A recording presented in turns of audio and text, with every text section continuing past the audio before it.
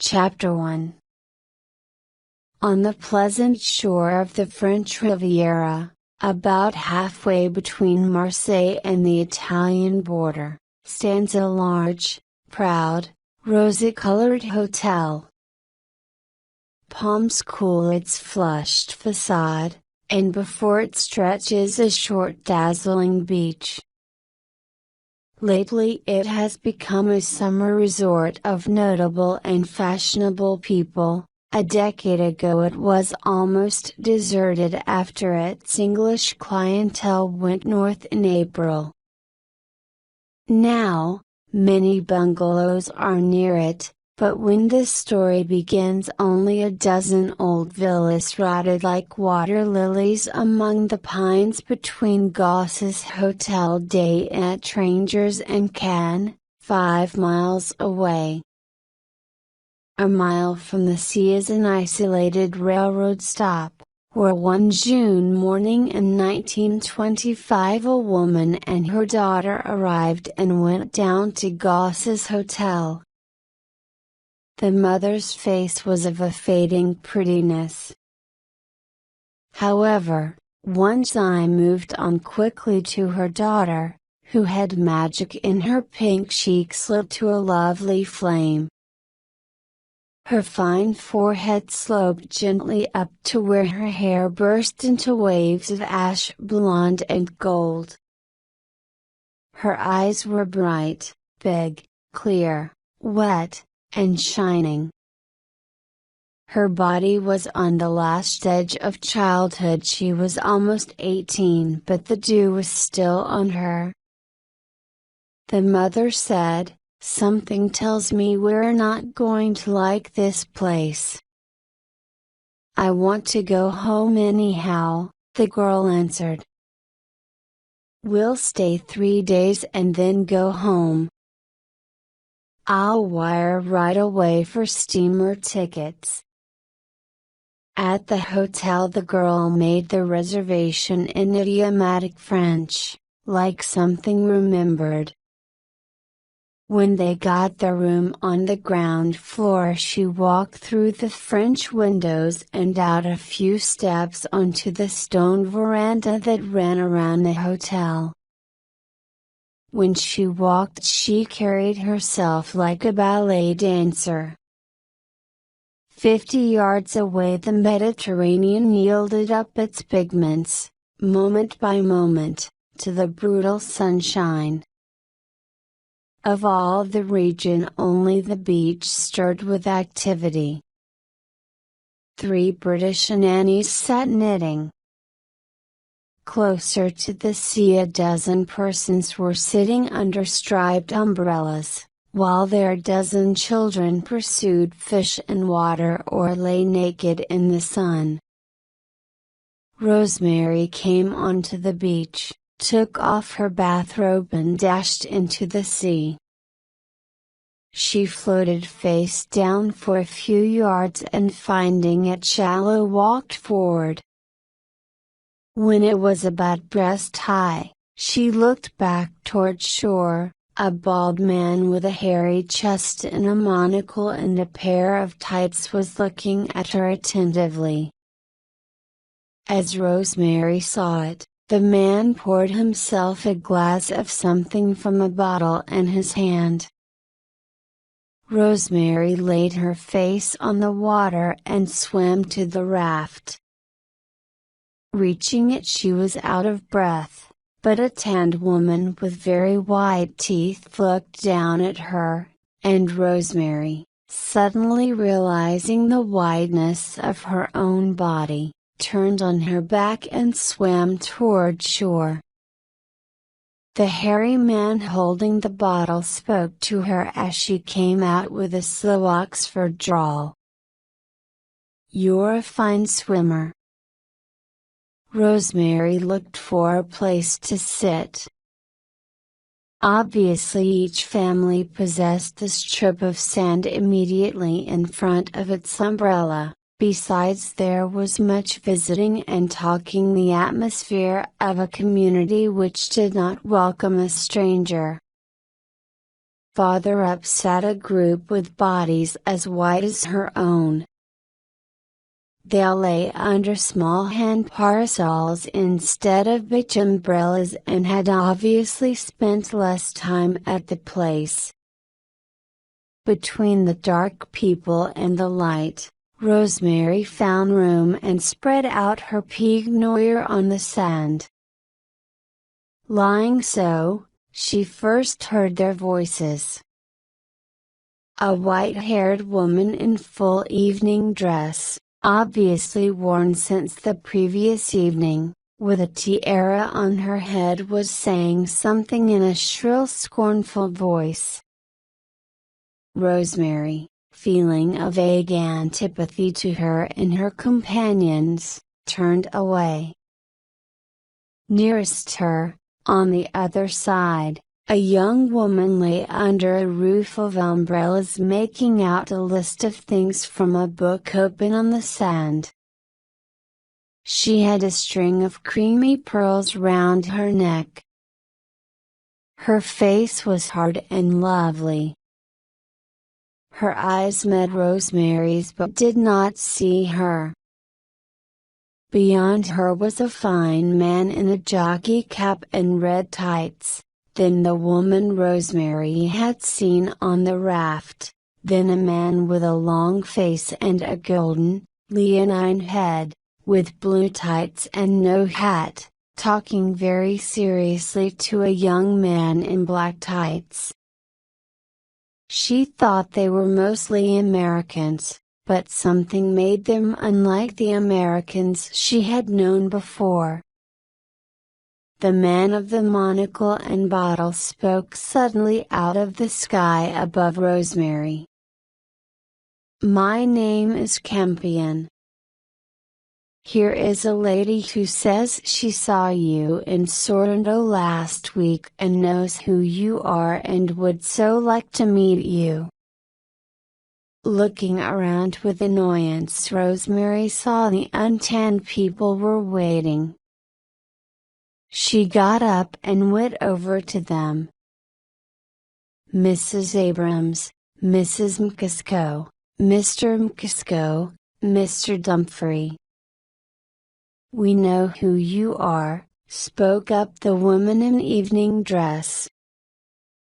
"You're Rosemary Hoyt and I recognized you in Sorrento and asked the hotel clerk and we all think you're perfectly marvelous and we want to know why you're not back in America making another marvelous moving picture."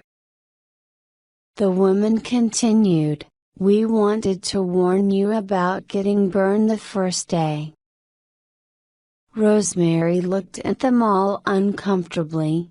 Mrs. McCusco, a pretty young woman with an intensive manner, Mr. Dumfrey, a young man, stout Mrs. Abrams, wishing her mother had come down here with her. She did not like these people, especially in comparison with those who had interested her at the other end of the beach. Her mother's social gift got them out of unwelcome situations swiftly and firmly. But Rosemary has been a celebrity for only 6 months, and sometimes the French manners of her early childhood and the democratic manners of America made a certain confusion and let her in just such uncomfortable situations. Mr. McCusco, freckly-andred man of 30, turned to Rosemary and demanded aggressively, "Been here long?" "Only a day." "Oh. Going to stay all summer?" asked Mrs. McCusco. Without waiting for an answer, Mr. McCusco got up to go in the water, followed by his wife, and Rosemary followed, too. "Shall we go to the raft?" Mr. McCusco asked. The man with the leonine head lay stretched out upon the raft and he greeted them as they reached it. He had one of the saddest faces Rosemary had ever seen, the high cheekbones of an Indian, a long upper lip, and enormous deep-set dark golden eyes. In a minute he had dived into the water and swam toward shore. Rosemary and Mrs. Mckisko watched him. "He's a good swimmer," Rosemary said. Mrs. Mckisko's answer came with surprising violence. "Well, he's a rotten musician." She turned to her husband, who after 2 unsuccessful attempts had managed to climb on the raft. "I was just saying that Abe North may be a good swimmer, but he's a rotten musician." "Yes," agreed Mckisko. The woman of the pearls had joined her 2 children in the water, and now Abe North came up under one of them like a volcanic island, raising him on his shoulders. The child yelled with fear and delight, and the woman watched without a smile. "Is that his wife?" Rosemary asked. "No, that's Mrs. Diver. They're not at the hotel." "Have you been abroad before?" "Yes, I went to school in Paris." "Oh. Well, then you probably know that if you want to enjoy yourself here you have to know some real French families. What do these people get out of it?" She pointed toward shore. "They just stick around with each other.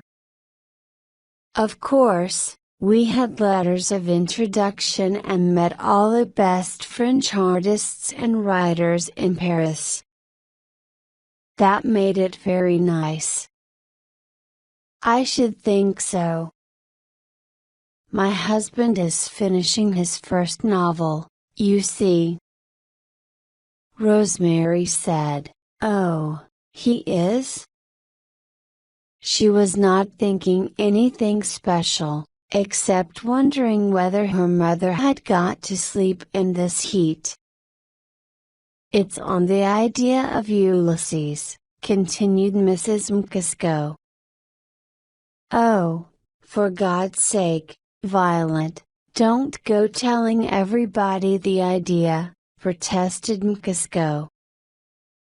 "I don't want it to get all around before the book's published." Rosemary swam back to the shore, where she threw her peignoir over her already sore shoulders and lay down again in the sun. Campion walked near her, stood a few feet away, and Rosemary closed her eyes, pretending to be asleep, then she fell really asleep. She awoke to find the beach deserted save for the man in the jockey cap, who was folding a last umbrella.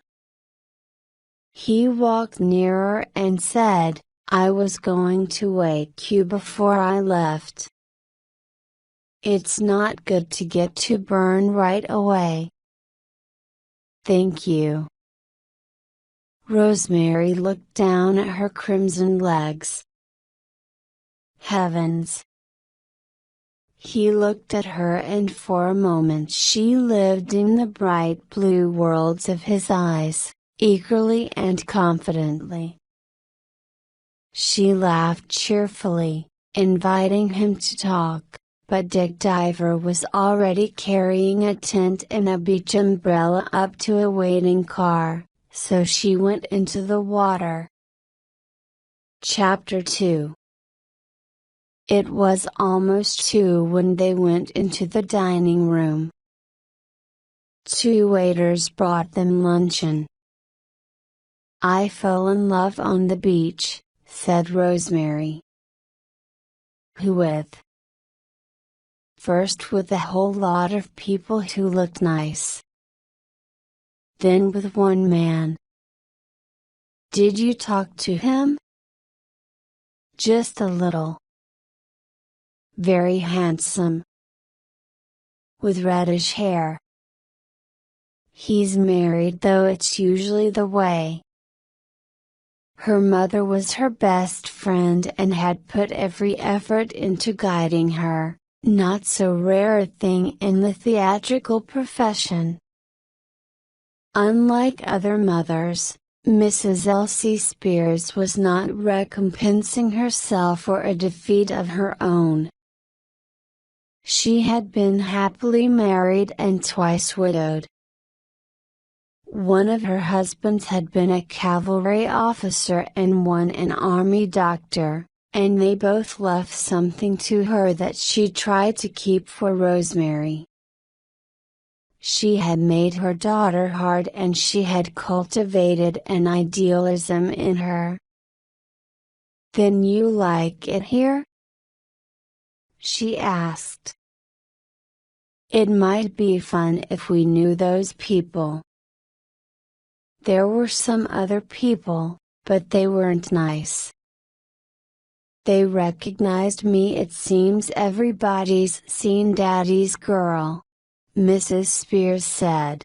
"That reminds me, when are you going to see Earl Brady?" "I thought we might go this afternoon if you're rested." "I want you to go alone." "It's only a short way." "All right, Mother." "Let's only stay 3 days, Mother," Rosemary said when they were back in their rooms. "How about the man you fell in love with on the beach?" "I don't love anybody but you, Mother, darling." Her shoulders were too burned to swim with the next day, so she and her mother hired a car and drove along the Riviera, the delta of many rivers. The chauffeur was a guide, and the well-known names Cannes, Nice, Monte Carlo whispered of old kings who came here to dine or die. Most of all, there was the scent of the Russians along the coast, their closed bookshops and grocery stores. 10 years ago, when the season ended in April, the doors of the Orthodox Church were locked, and the sweet champagnes they favored were put away until their return. "We'll be back next season," they said. But they never came back anymore. It was pleasant to drive back to the hotel in the late afternoon, above a sea. Back at the hotel, Rosemary listened to the music, realizing that there was a party somewhere, and she thought of the nice people on the beach. She thought she might meet them in the morning, but they obviously formed a self-sufficient little group closed to a stranger. She decided in any case not to spend her last 2 mornings with the other ones. The matter was solved for her. The Mcoscos were not yet there, and she had scarcely spread her peignoir when 2 men left the group and came down toward her. "Good morning," said Dick Diver. "Look, sunburn or no sunburn, why did you stay away yesterday?" "We worried about you. We wondered if you wouldn't come over this morning."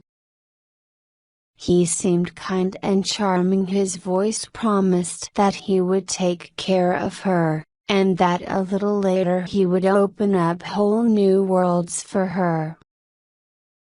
He managed the introduction so that her name wasn't mentioned, and then let her know easily that everyone knew who she was but were respecting her private life.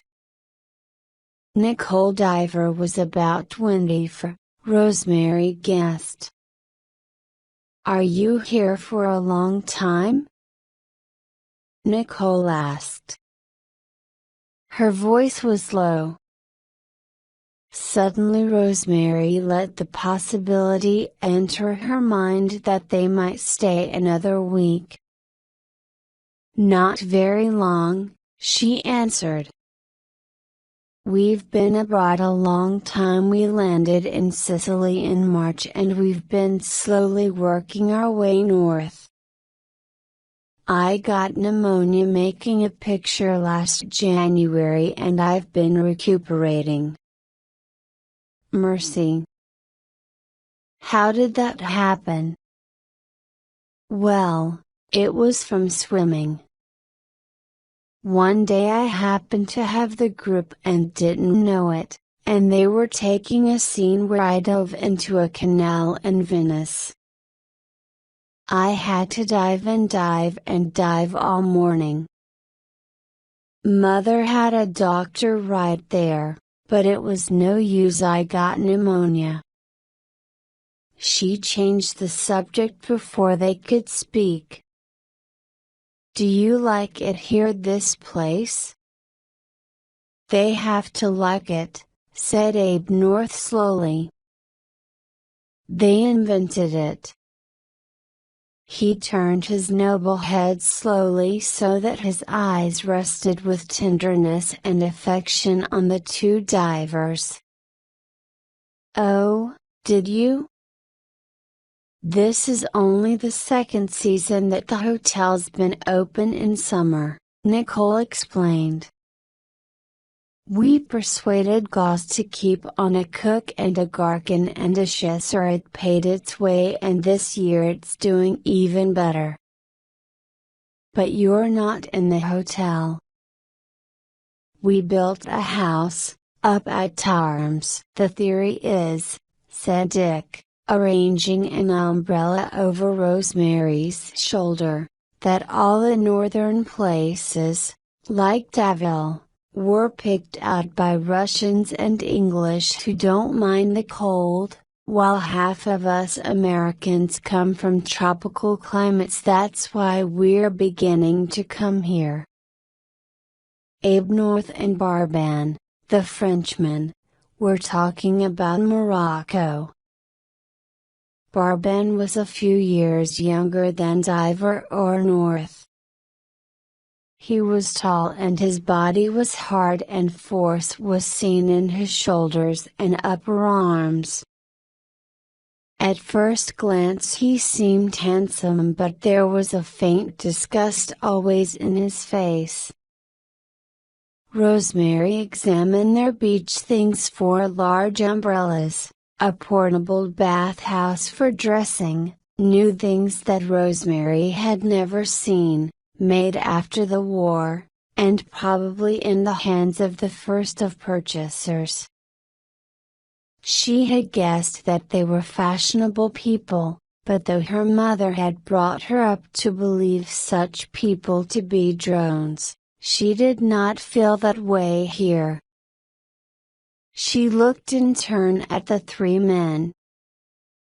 Actors and directors, those were the only men she had ever known, those and college boys, interested only in love at first sight, whom she had met at the Yale last fall. These 3 were different. Barban was less civilized, more skeptical. His manners were formal. Abe North had humor that amused but puzzled her. But Dick Diver, he was all complete there. Silently she admired him. His complexion was reddish, so was his short hair. A light growth of it rolled down his arms and hands. His eyes were of a bright, hard blue. His nose was somewhat pointed and there was never any doubt at whom he was looking or talking. His voice had some faint Irish melody in it, yet she felt hardness in him, self-control and self-discipline, her own virtues. Oh, she chose him, and Nicole, lifting her head, saw her choose him. Toward noon Mcskos, Mrs. Abrams, Mr. Dumfrey, and Signor Campion came on the beach.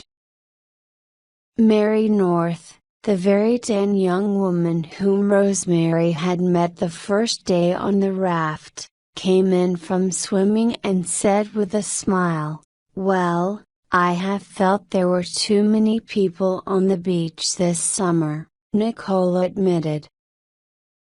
"Our beach," said Dick, made out of a pebble pile.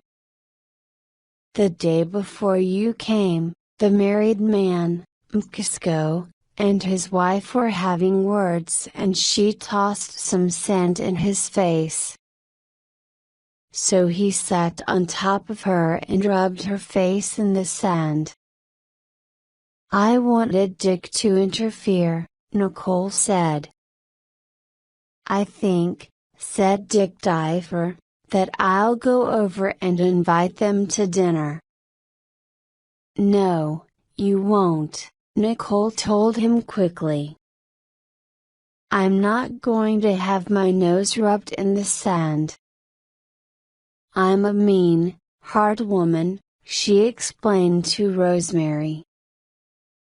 Rosemary thought she would not like to have Nicole for an enemy. She stood with them as they took sherry and ate crackers.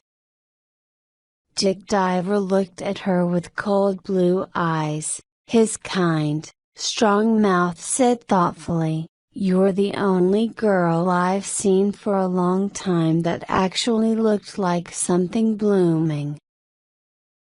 In her mother's lap afterward, Rosemary cried and cried. "I love him, Mother. I'm desperately in love with him. I never knew I could feel that way about anybody.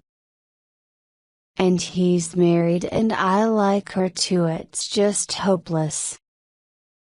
Oh, I love him so. I'm curious to meet him." She invited us to dinner Friday. "If you're in love, it ought to make you happy. You ought to laugh." Rosemary looked up and laughed. Her mother always had a great influence on her. Chapter 3. Rosemary went to Monte Carlo nearly as sulkily as it was possible for her to be. She rode up the hill to an old movie studio in process of reconstruction, and stood by the entrance waiting for an answer to the message on her card. After 10 minutes a young man hurried down to the gate. "Come in, Miss Hoyt. Mr. Brady's very anxious to see you." "I'm sorry you were kept waiting, but you know some of these French women are trying to get themselves in." The studio manager opened a small door in the wall of stage building and Rosemary followed him. Presently, he said, "Hey, Earl, Miss Hoyt." They were meeting for the first time. As Brady took her hand, she saw him look her over from head to foot. "I thought you'd be here any day now," Brady said, in a voice with a Cockney accent. "Have a good trip?" "Yes, but we're glad to be going home." "No," he protested. "Stay a while, I want to talk to you. Let me tell you, that was some picture of yours, that Daddy's girl. I saw it in Paris. I wired the coast right away to see if you were signed. What are your plans?" "Mother thought I needed a rest. When I get back we'll probably either sign up with First National or keep on with Famous. Who's we? My mother. She decides business matters. I couldn't do without her. Again he looked her over completely, and, as he did, something in Rosemary went out to him. It was not liking, not at all the admiration she had felt for the man on the beach this morning. It was a click. He desired her and she did not mind surrendering. Yet she knew she would forget him half an hour after she left him like an actor kissed in a picture. "Where are you staying?" Brady asked. "Oh, yes, at Goss's." "Well, my plans are made for this year, too, but my offer still stands. Wait till after this shot and I'll show you around." Walking onto the set he began to talk to a French actor in a low, quiet voice. 5 minutes passed. Brady talked on. Suddenly, he broke off, calling something to the lights and the shooting began. She did not want to see Brady in the mood he was in and she left the studio quietly and made her way for the train.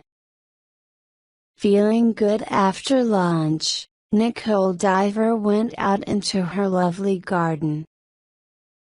Her face was hard, almost stern. Her once fair hair had darkened, but she was lovelier now at 24 than she had been at 18. She went up the stairs and into the vegetable garden. She walked rather quickly. She liked to be active, though at times she was very quiet. This was because she did not believe in words. She reached a low wall and looked down 700 feet to the Mediterranean Sea. She stood in the ancient hill village of Tarmes. The villa and its grounds were made out of a row of peasant houses on the cliff. 5 small houses had been combined to make their house and 4 were destroyed to make the garden. Presently Dick came up to her. "Nicole," he said, "I forgot to tell you that I invited Mrs. Abrams, the woman with the white hair. I suspected it. It's a shame. I'm going to invite some more people too." "All right," she agreed. He went back into the house and Nicole saw that one of his most characteristic moods was upon him, the excitement that swept everyone up into it.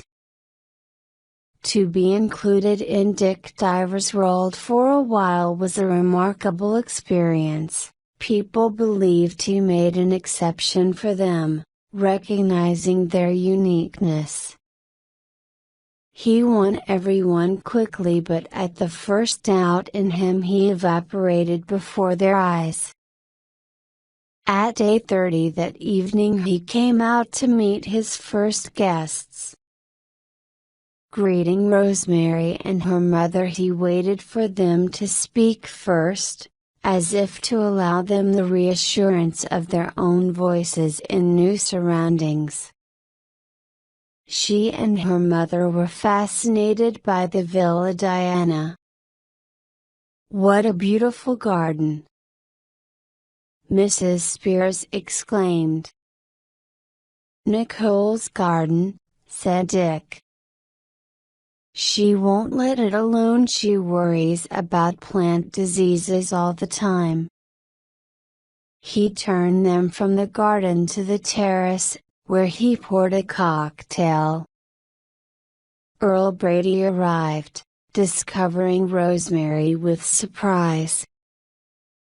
His manner was softer than at the studio, and Rosemary, comparing him instantly with Dick Diver, turned toward the latter. In comparison, Earl Brady seemed ill-bred. Once more, though, she felt an electric response to his person. He spoke to the children who were getting up from their outdoor supper. "Hello, Lanier, how about a song? Will you and Topsy sing me a song?" Brother and sister stood side by side without self-consciousness and sang, their voices sweet in the evening air. After the singing stopped, the children stood smiling calmly at their success. Rosemary was thinking that the Villa Diana was the center of the world. At the moment the rest of the guests arrived in a body, the Mckiskos, Mrs. Abrams, Mr. Dumfrey, and Mr. Campion came up to the terrace. Rosemary had a sharp feeling of disappointment. She looked quickly at Dick, as though to ask an explanation of this unhappy choice of guests. But there was nothing unusual in his expression. He greeted his new guests warmly. "I've met you in Paris," Mkisko said to Abe North, who with his wife had arrived on their heels. "In fact, I've met you twice." "Yes, I remember," Abe said. Rosemary stood beside Tommy Barben. He was in a particularly bad mood. He was leaving in the morning. "Going home?" "Home? I have no home. I am going to a war." "What war?" "What war?" "Any war. I suppose there's a war, there always is. Don't you care what you fight for?" "Not at all, so long as I'm well treated. When I'm not at war, one come to see the divers, because then I know that in a few weeks I'll want to go to war." "You like the divers?" she asked him. "Of course, especially her, but they make me want to go to war." "You're half American," she said, as if that should solve the problem. "Also, I'm half French, and I was educated in England, and since I was 18 I've worn the uniforms of 8 countries. But I am fond of the divers, especially of Nicole." She felt far from him. For a moment now she was beside Dick Diver on the path. For a year she had had money and a certain celebrity and contact with the celebrated. Rosemary was a romantic, but her mother, with the idea of a career for Rosemary, would not tolerate any silly affair. So when she had seen approval of Dick Diver in her mother's face, it meant that he was the real thing. It meant permission to go as far as she could. "I fell in love with you the first time I saw you," she said quietly. He pretended not to have heard, as if the compliment were purely formal. They had been at table half an hour and a change had set in. Now they were only their best selves, and the divers' guests were friendly and interested. Rosemary liked everyone except Mkisko. After he tried breaking into others' dialogues, he devoted his attention entirely to the champagne. Looking at Nicole, Rosemary found her one of the most beautiful people she had ever known. Her face was the face of a saint, a Viking Madonna. She was talking to Abe North. Rosemary knew from Brady that he was a musician who, after a brilliant start, had composed nothing for 7 years. Just for a moment the divers seemed to speak to everyone at the table, assuring them of their friendliness, their affection. The faces turned toward them like the faces of poor children at a Christmas tree. Nicole disappeared, and presently Rosemary noticed that Dick was no longer there. The guests went to the garden or the terrace. Rosemary felt that this was her time to talk to Dick Diver when he reappeared, so she stood, listening to Mkisko quarrel with Barban. "Why do you want to fight the Soviets?" Mkisko said. "The greatest experiment ever made by humanity? It seems to me it would be more heroic to fight on the just side." "How do you find out which it is?" asked Barban dryly. "Why, usually everybody intelligent knows." "Are you a communist?" "I'm a socialist," said Mkisko. "I sympathize with Russia." "Well, I'm a soldier," Barban answered pleasantly. "My business is to kill people. I have fought the communists because they want to take my property from me." Mkisko jumped at the conclusion that Barban was the end product of the old world, and as such, worthless. Feeling ashamed for Mkisko, Rosemary waited for Dick Diver's return. Mrs. Mkisko came hurrying down from the house. She was excited. "My dear," she said, and then addressed Rosemary, "My dear, it's nothing. I really can't say a word." "You're among friends," said Abe. "Well, upstairs I came upon a scene, my dears." Tommy arose and addressed her politely but sharply, "You shouldn't comment on what goes on in this house." Violet breathed loud and hard but did not say anything.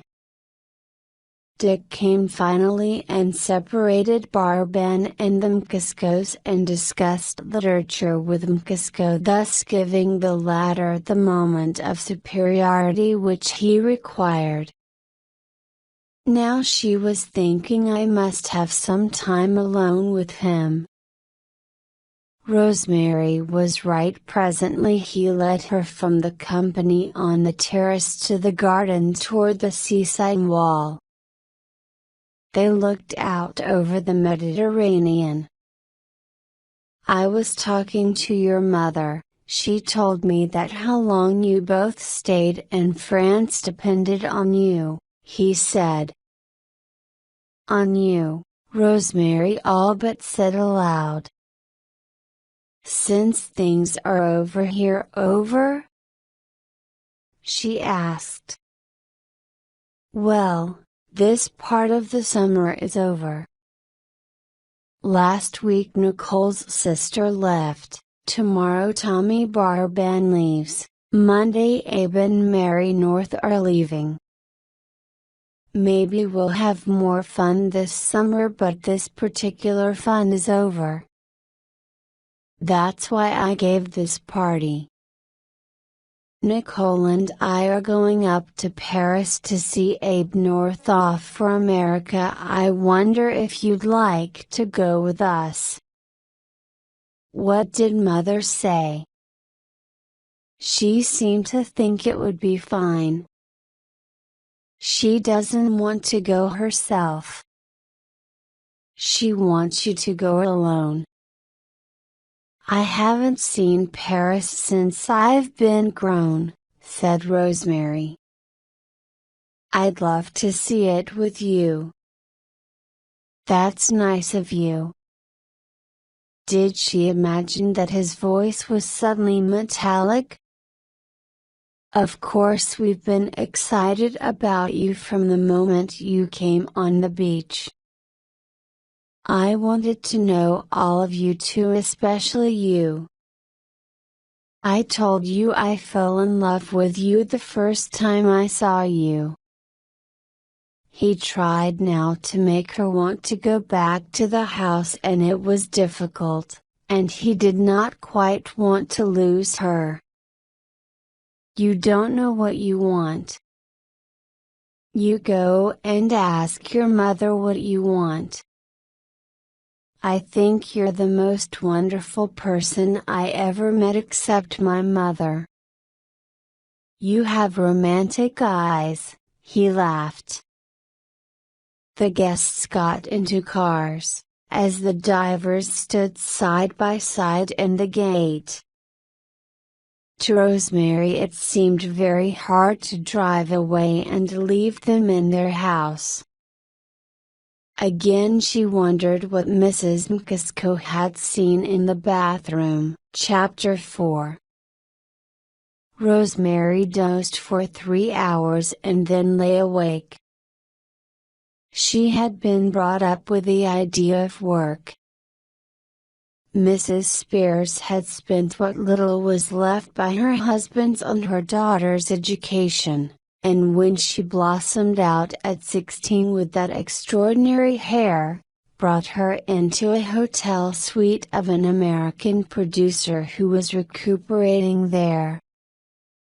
When the producer went to New York, they went too. Thus Rosemary had passed her entrance examinations. With the following success and the promise of financial stability, Mrs. Spears said tonight, "You were brought up to work, not to marry.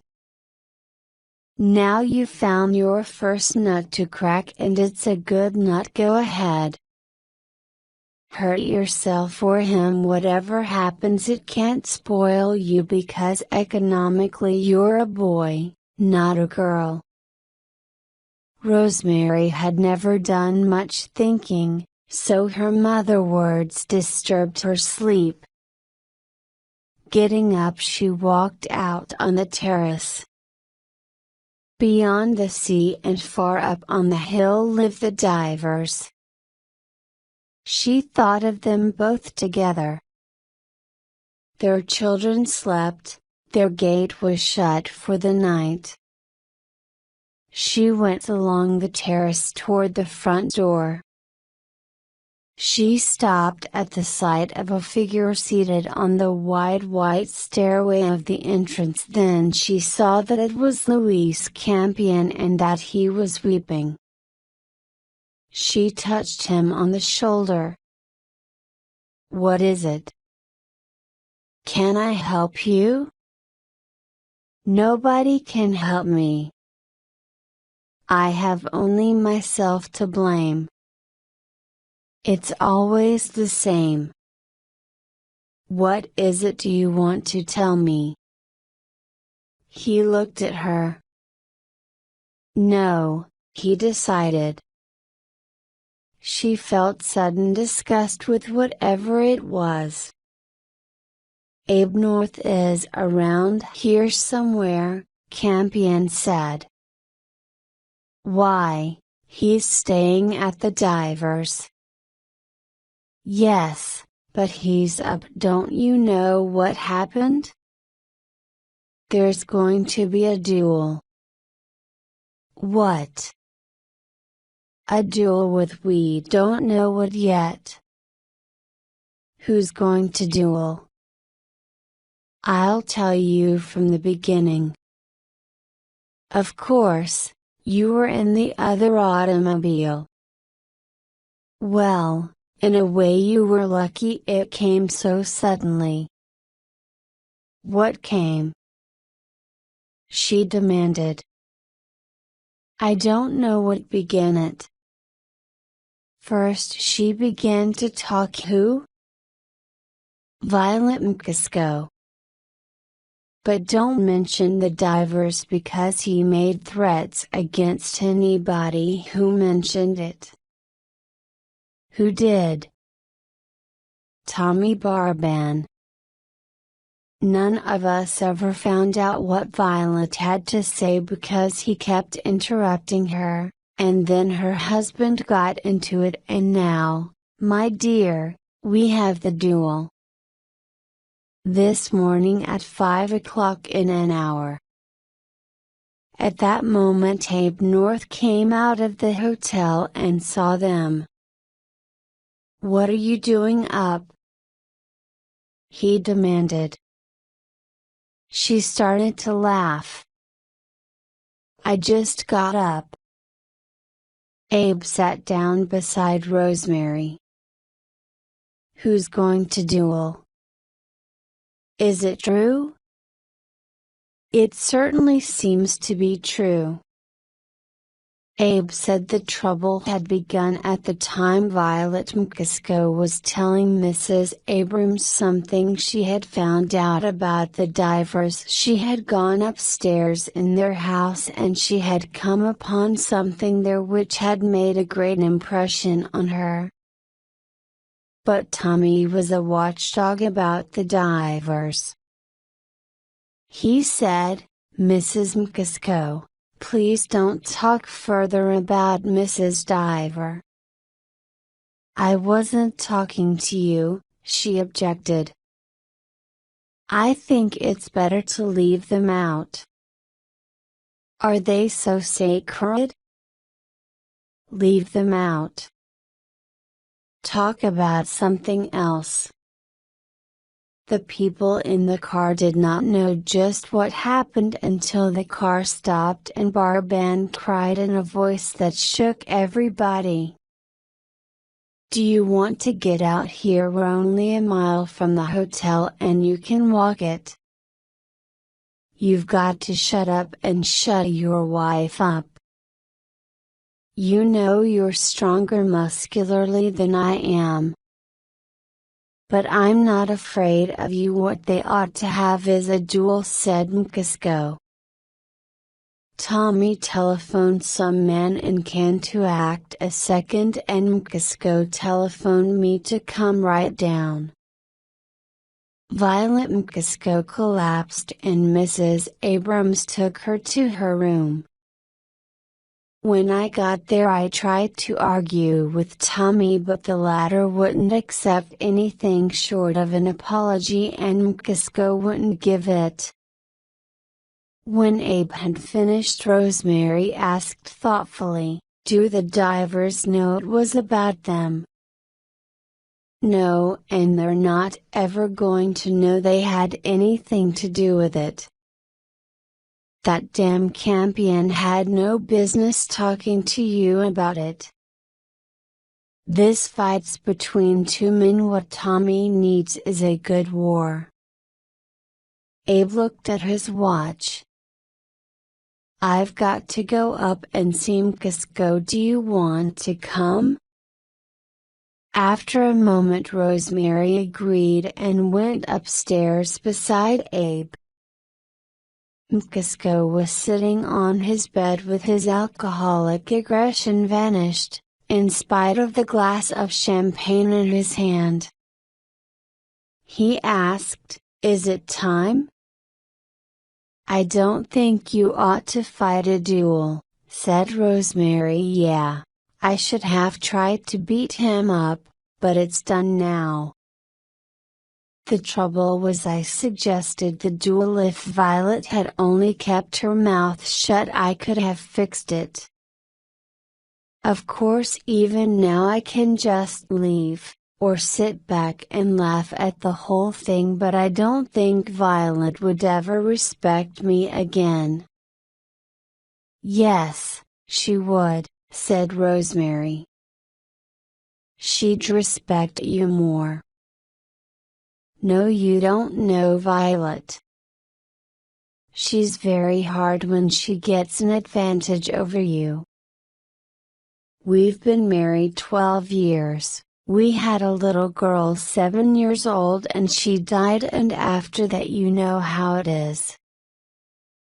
We both played around on the side a little, nothing serious, but we drifted apart. Well, we'll see there's as little damage done as possible. Abe opened a case. These are Barban's dueling pistols. I borrowed them so you could get familiar with them. How about distance? Asked Mkisko. I've asked about that. If one or the other parties has to be killed, they make it 8 paces, if they're just offended it's 20 paces, and if it's only to vindicate their honor it's 40 paces. His second agreed with me to make it 40. That's good. I don't see what it's all about, he said helplessly. I don't see why I'm doing it. It was the first thing he had ever done in his life. We might as well be going, said Abe. She found Campion downstairs in the lobby. I saw you go upstairs, he said. Is he all right? When is the duel going to be? I don't know. She resented his speaking of it as a circus, with Mkisko as the tragic clown.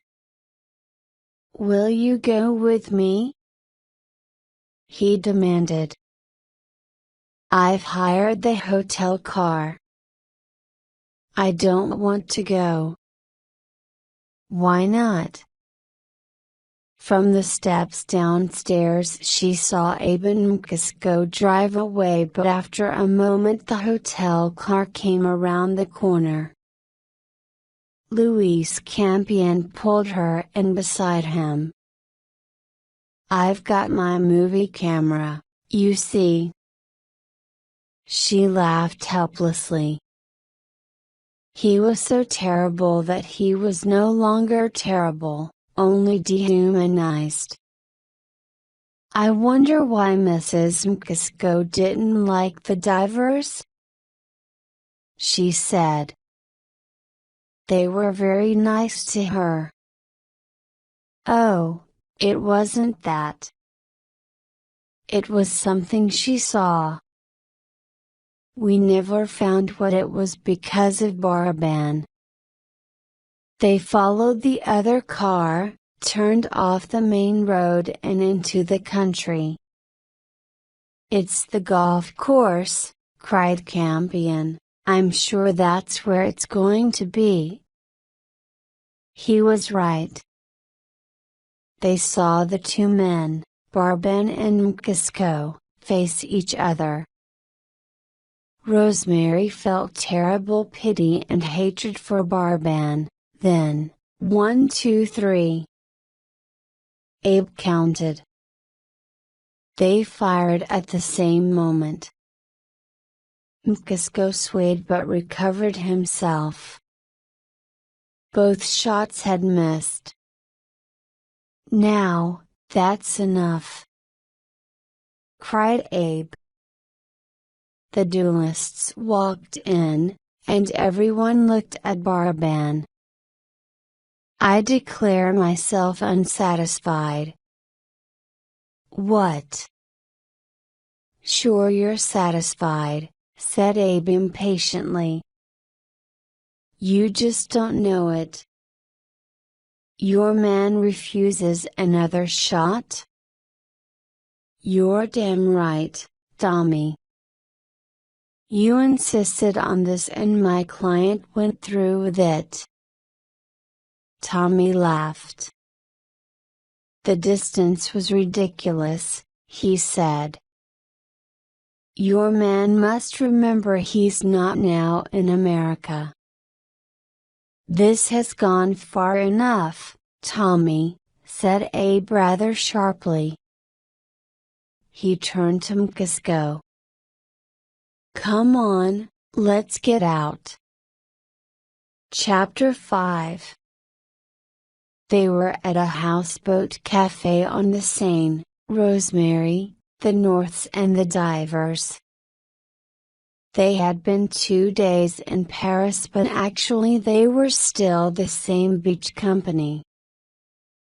The trio of women at the table represented American life. Nicole was the granddaughter of a self-made American capitalist and the granddaughter of a count of the House of Lipsenfeld. Mary North was the daughter of a paperhanger and a descendant of President Tyler. Rosemary was from the middle of the middle class, making a career in Hollywood. They were all happy to exist in a man's world. They preserved their individuality through men and not by opposition to them. Rosemary found it a pleasant party, that luncheon, nicer in that there were only 7 people, about the limit of a good party, and after it she and Nicole went to the shops.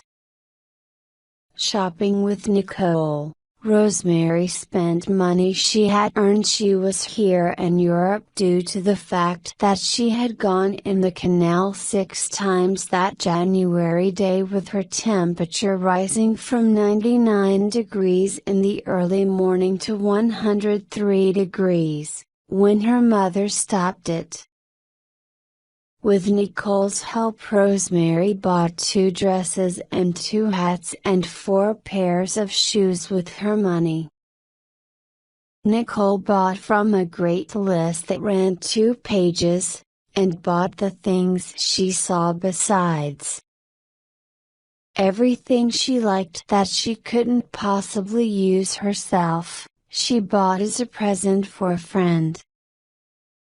She bought colored beads, artificial flowers, honey, a guest bed, bags, scarves, a doll's house. She bought a dozen bathing suits, a rubber alligator, a traveling chess set of gold and ivory, big handkerchiefs for Abe and 2 leather jackets. Nicole was the product of much work. For her sake, trains ran at Chicago to California, men mixed toothpaste, girls canned tomatoes quickly in August, Indians worked on Brazilian coffee plantations, and patent rights for new tractors were stolen from engineers. These were some of the people who worked for Nicole and people like her, and the whole system worked for them. It was almost 4. Nicole stood in a shop and said something about herself, which was so rare. Just before the war we were in Berlin. I was 13, it was just before Mother died. My sister was going to a court ball and she had 3 of the royal princes on her dance card. Half an hour before she was going to start she had a side ache and a high fever. The doctor said it was appendicitis and she ought to be operated on. But Mother had her plans made, so baby went to the ball and danced till 2 with an ice pack under her evening dress. She was operated on at 7 o'clock next morning. It was good to be hard, then, thought Rosemary. All nice people were hard on themselves. At 11 that night she sat with Dick and the Norths at a restaurant. Since reaching Paris, Abe North had been always stopping in places to get a drink, and she wondered how Mary North liked it. Mary was quiet, so quiet that Rosemary had learned little about her. "We'll turn in early tonight, Abe, after this drink." Mary's voice was light. "Oh, no," Abe protested. "Oh, no, not yet. We'll have another bottle of champagne." "No more for me," said Dick. "It's Rosemary I'm thinking of." He emptied what was left of the first bottle into Rosemary's glass. She had taken nothing with them, but now she raised the champagne and drank at it. "What's this?" exclaimed Dick. "You told me you didn't drink." "I'm just going to drink this one glass. Besides, yesterday was my birthday. I was 18. Why didn't you tell us?"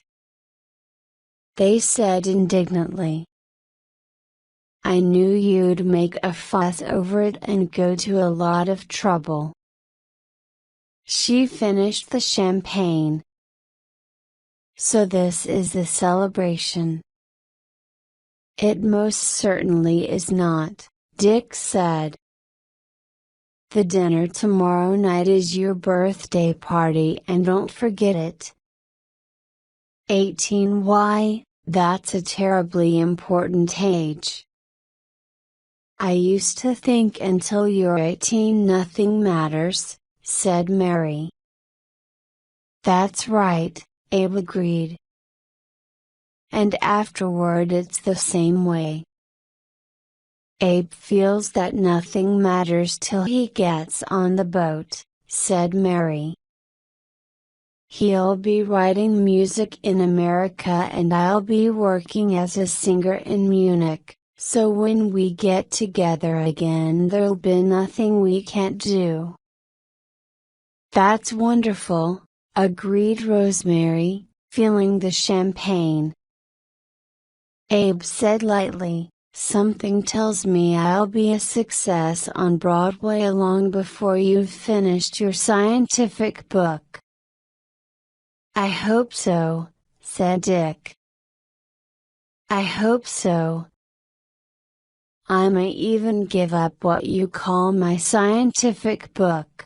"Oh, Dick." Mary's voice was shocked. Rosemary had never before seen Dick's face so expressionless. She felt that these words were important. Suddenly she was so tired, so drunk that she could stay there no longer. She had to be taken to the hotel at once. Dick insisted on accompanying her. "What is it you are giving up?" demanded Rosemary, facing Dick in the taxi.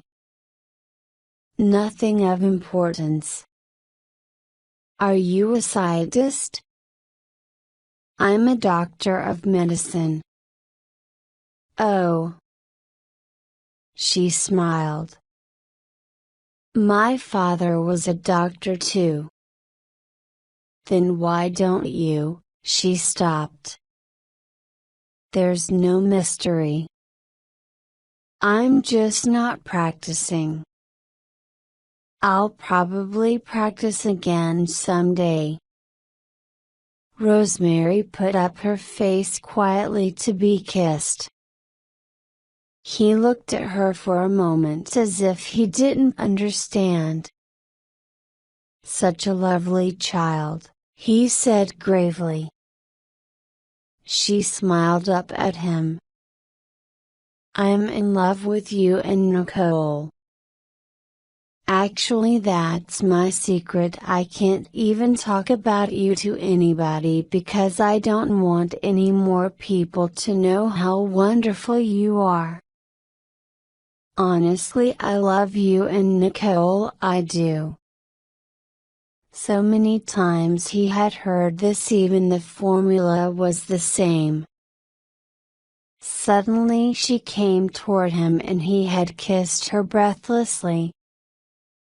Then she lay back against his arm and sighed. "I've decided to give you up," she said. Dick started. Had he said anything to imply that she possessed any part of him? "But that's very mean," he managed to say lightly, "just when I was getting interested. I've loved you so, as if it had been for years." She was weeping a little now. "I've loved you so." Then he should have laughed, but he heard himself saying, "Not only are you beautiful, but you are somehow on the grand scale. Everything you do, like pretending to be in love or pretending to be shy, gets across." In the dark taxi, she came close again, clinging to him. He kissed her without enjoying it. He knew that there was passion there, but there was no shadow of it in her eyes or on her mouth. There was a faint spray of champagne on her breath. She clung nearer desperately, and once more he kissed her and was chilled by the innocence of her kiss. Her room in the hotel was diagonally across from theirs. When they reached the door, she said suddenly, "I know you don't love me. I don't expect it. Well, for my birthday present, I want you to come into my room a minute while I tell you something. Just 1 minute." They went in and he closed the door, and Rosemary stood close to him, not touching him. The night had drawn the color from her face. She was very pale. She came close up against him. "Take me." "Take you where?" He was frozen with astonishment. "Go on," she whispered. "Oh, please go on." "I don't care if I don't like it. I never expected to. I've always hated to think about it, but now I don't. I want you to." She was astonished at herself. She had never imagined she could talk like that. Suddenly she knew too that it was one of her greatest roles. "Isn't it just the champagne? Let's more or less forget it," said Dick. "Oh, no, now. I want you to do it now. Take me, show me, I'm absolutely yours and I want to be. For one thing, have you thought how much it would hurt Nicole? She won't know. This won't have anything to do with her." He continued kindly. "Then there's the fact that I love Nicole. But you can love more than just one person, can't you? Like I love Mother and I love you more. I love you more now.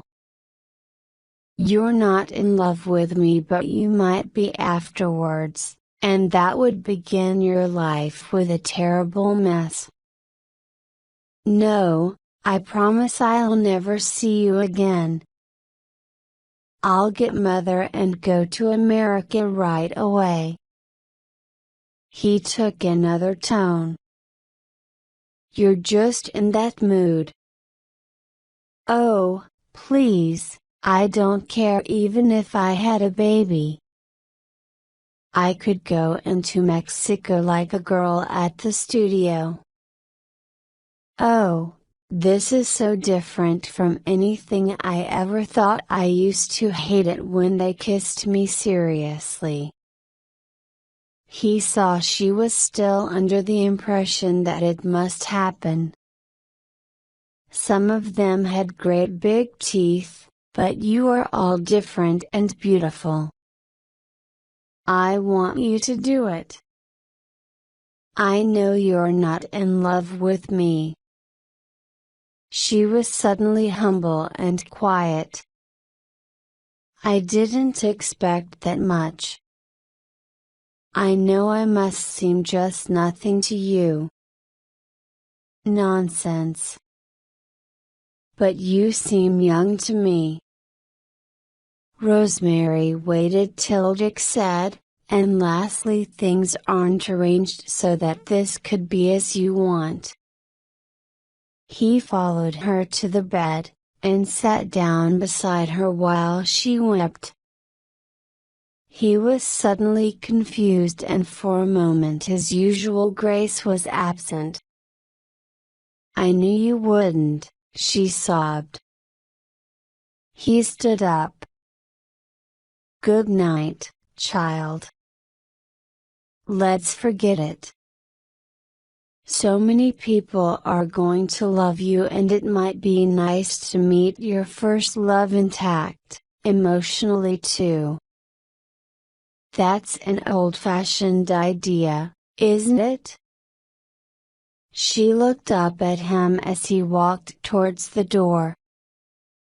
When it closed behind him, she got up and went to the mirror, and began to brush her hair, sniffling a little. Chapter 6. She woke up cooled and shamed. The sight of her beauty in the mirror did not reassure her, and a letter, sent by her mother, from the boy who had taken her to a Yale party last fall, which announced his presence in Paris, was no help. All that seemed far away. She left her room to meet the divers. She and Nicole had arranged it to go shopping together. She admired Nicole for her beauty and her wisdom, and also for the first time in her life she was jealous. In the taxi she looked at Nicole, matching herself against her. We live there. Rosemary suddenly pointed to a building in the Rue des Saints-Pères. That's strange.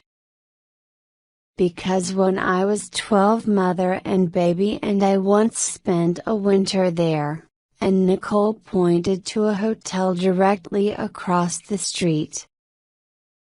We'd just built our Lake Forest house and we were economizing. At least baby and I and the governess economized, and mother traveled.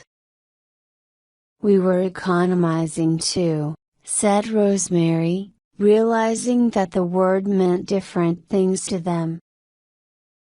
Mother always spoke of it very carefully as a small hotel. Nicole gave her quick magnetic little laugh. I mean, instead of saying a cheap hotel.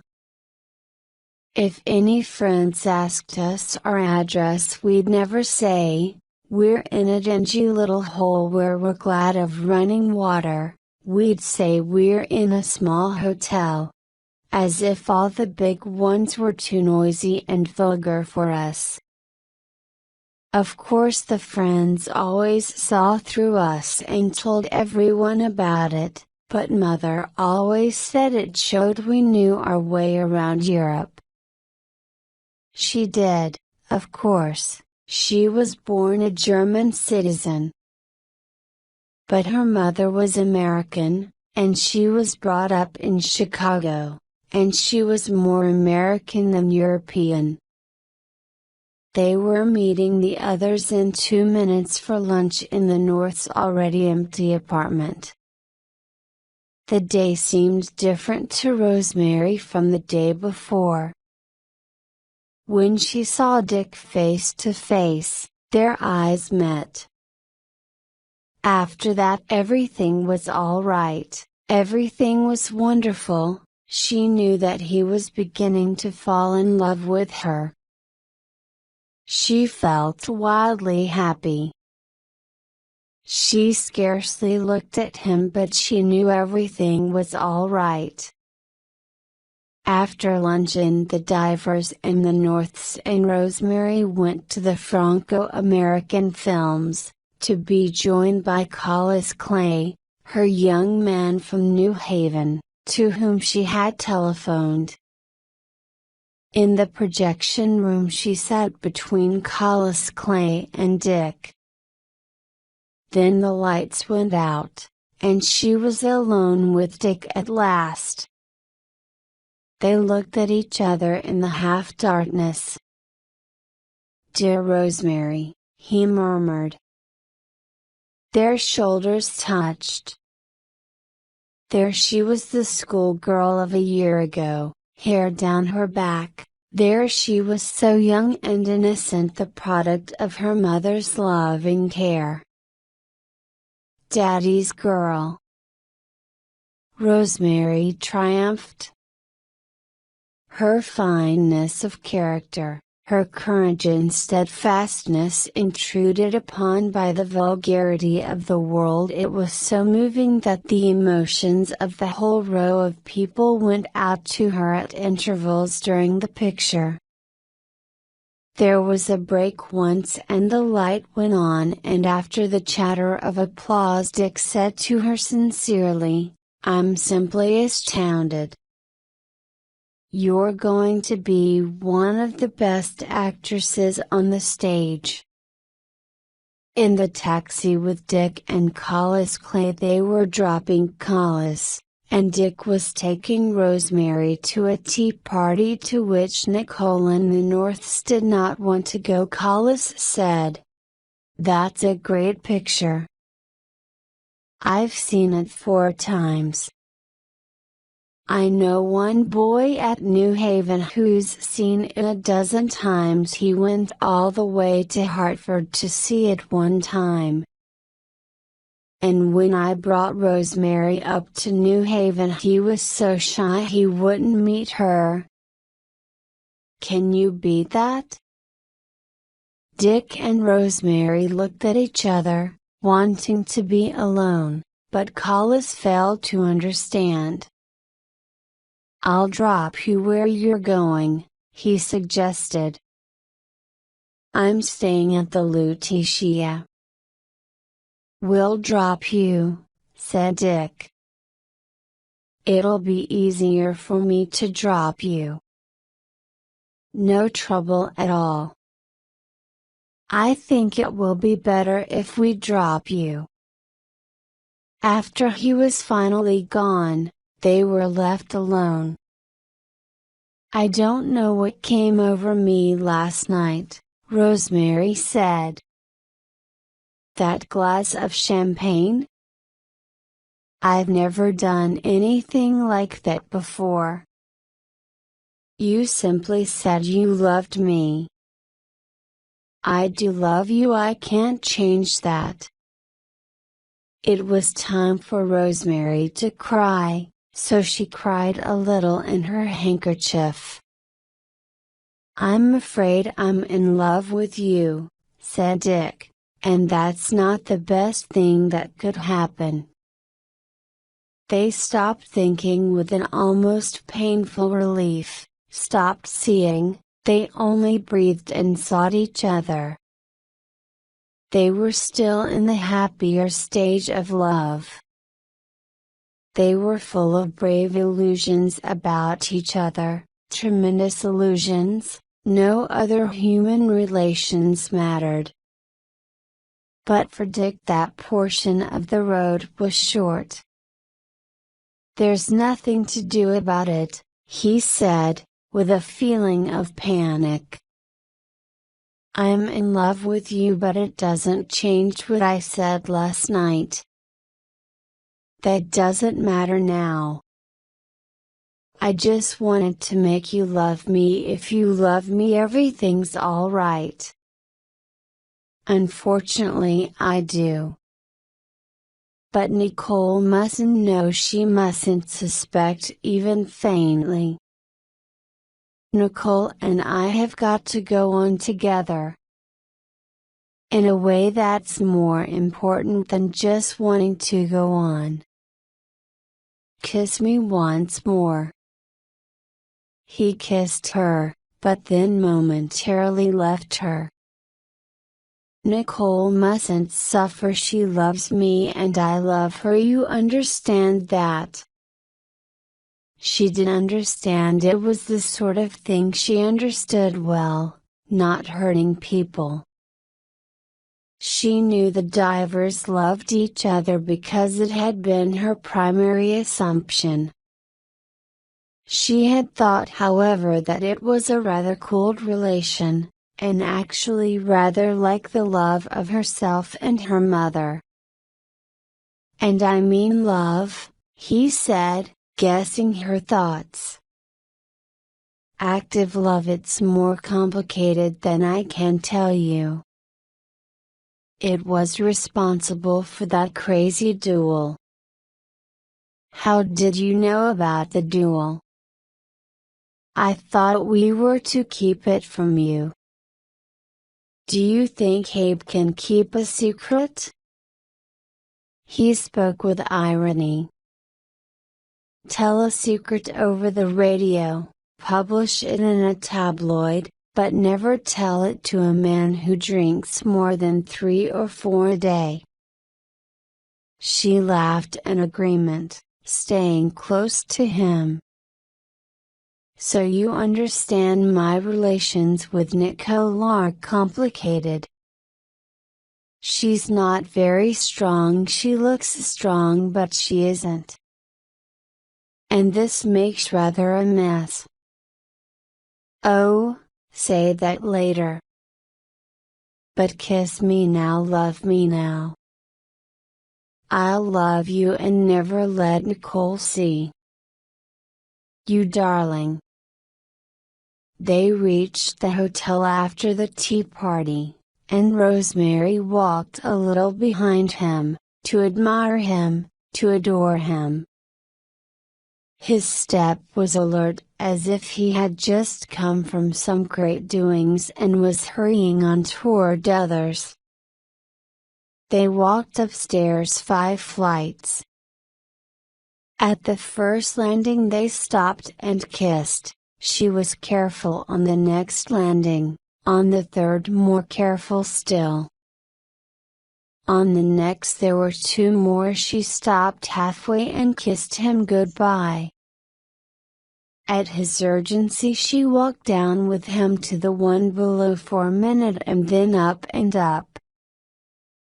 Dick went back downstairs to make some arrangements for the evening. Rosemary ran to her room and wrote a letter to her mother. She was conscience-stricken because she did not miss her mother at all. The party that night was an absolute success. Everything had been foreseen. People joined them as if by magic. There was, among many things, the car of the Shah of Persia. Where Dick had got it was unknown. Rosemary accepted it as a fact. The car had been built on a special chassis in America. Its wheels were of silver, so was the radiator. The inside of the body was inlaid with innumerable brilliants which would be replaced with true gems by the court jeweler when the car arrived in Tehran the following week. There was only one real seat in the back, because the Shah must ride alone, so they took turns riding in it and sitting on the floor. But always there was Dick. Never had she known anyone so nice, so thoroughly nice as Dick was that night. She compared him with all other men at the party and felt there was no comparison. Afterward she remembered the times when she had felt the happiest. The first time was when she and Dick danced together and she felt her beauty sparkling bright against his tall, strong form. There was a moment when they were not dancing at all, simply clinging together. Later, when 6 of them stood in the front lobby of the Ritz, Mary said suddenly, "That's enough. I've got to get Abe home. His boat train leaves at 11. It's so important. I feel the whole future depends on his catching it, but whenever I argue with him he does the exact opposite." "I'll try and persuade him," offered Rosemary. "Would you?" Mary said doubtfully. "Maybe you could." Then Dick came up to Rosemary. "Nicole and I are going home and we thought you'd want to go with us." "I can't," she said. "I promised Mary North to stay along with them or Abel never go to bed." "Don't you know you can't do anything about people?" he advised her. "If Abe was my roommate in college, drunk for the first time, it'd be different. Now there's nothing to do." "Well, I've got to stay," she said. He kissed the inside of her elbow quickly. Chapter 7. Abe left from the Gare Saint Lazare at 11. He stood alone under the glass dome, relic of the 70s, era of the Crystal Palace. His hands, of that gray color that only 24 hours can produce, were in his coat pockets to conceal the trembling fingers. He was scarcely recognizable as the man who had swum upon Goss's beach a fortnight ago. He was early, he looked from left to right with his eyes only, he could not use any other part of his body. At the minute when he wondered whether or not he had time for a drink at the buffet, he saw Nicole at the stairs. He watched her. When she saw Abe, they sat down on a bench. "I came because you asked me," said Nicole. Abe seemed to have forgotten why he asked her, and Nicole was quite content to look at the travelers passing by. "I'm tired of you both. But it doesn't show because you're even more tired of me, you know what I mean. If I had any enthusiasm, I'd go on to new people," Abe said. Nicole slapped him with her velvet gloves. "Seems rather foolish to be unpleasant, Abe." "Anyhow you don't mean that." "I can't see why you've given up everything." Abe considered. "I suppose I got bored, and then it was such a long way to go back in order to get anywhere. Often a man can play the helpless child in front of a woman, but he can almost never bring it off when he feels like a helpless child." Abe was feeling worse every minute. He could think of nothing but unkind nervous remarks. For a while there was no communication between them. Unlike lovers they had no past, unlike man and wife, they had no future. Yet up to this morning Nicole had liked Abe better than anyone except Dick, and he had been heavy with love for her for years. Abe remarked, Trouble is when you're sober you don't want to see anybody, and when you're drunk nobody wants to see you. Who, me? Nicole laughed. No, me. Rosemary and Mary North came in sight, walking slowly and searching for Abe, and Nicole shouted, "Hey! Hi! Hey!" and laughed and waved the package of handkerchiefs she had bought for Abe. They stood in an uncomfortable group made little by Abe's gigantic presence. They were frightened at his will, once a will to live, now a will to die. Dick Diver came and brought with him relief for the three women. The train began to move. Abe waved from his window. He saw Rosemary for the first time that morning. They exchanged glances. For a moment each seemed unreal to the other, then the slow warmth of love began again. He saw, not without panic, that the affair could not stand still, it must go on or go back. For the first time it occurred to him that Rosemary was more in control than he. However, everything that had happened, Abe's departure and Mary's coming departure for Salzburg this afternoon, had ended the time in Paris.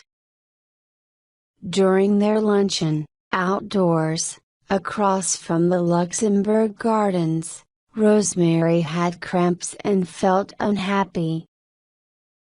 After Mary North left them, accompanied by the Italian singing teacher who had joined them for coffee and was taking her to her train, Rosemary stood up, as she was having an engagement at her studio, to meet some officials.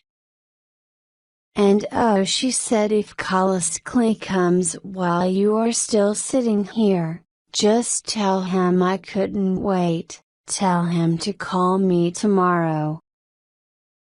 Dick asked for the check, the Divers relaxed. "Well," they said together. What did Nicole think? Rosemary was one of a dozen people he had attracted in the past years. These had included a French circus clown, Abe and Mary North, a pair of dancers, a writer, a painter, a half-crazy pedrast from the Russian ballet, a promising tenor. Nicole well knew how seriously these people interpreted his interest and enthusiasm, but she realized also that, except while their children were being born, Dick had not spent a night apart from her since their marriage. Collis Clay appeared between the tables and greeted the Divers. Nicole left almost immediately and he sat with Collis, finishing the last of his wine. Dick rather liked Collis. He was post-war, less difficult than most of the young men he had known at New Haven a decade before. Dick listened to him with amusement. Suddenly his blood ran cold as he realized the content of Collis's monologue. "She's not so cold as you'd probably think. I admit I thought she was cold for a long time. But she got into a jam with a friend of mine going from New York to Chicago at Easter. A boy named Hillis. She had a compartment with a cousin of mine, but she and Hillis wanted to be alone, so in the afternoon my cousin came and played cards in our compartment. Well, After about 2 hours we went back and there was Rosemary and Bill Hillis standing in the vestibule arguing with the conductor. Rosemary white as a sheet. Seems they locked the door and pulled down the blinds, and I guess there was something going on when the conductor came for the tickets and knocked on the door. They thought it was us kidding them and wouldn't let him in at first, and when they did, he was plenty sore.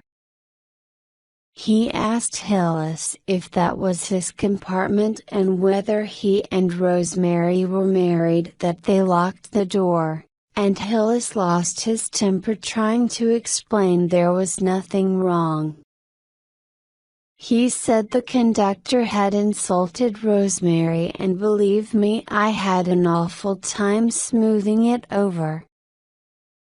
With every detail imagined, Dick felt a change taking place within him.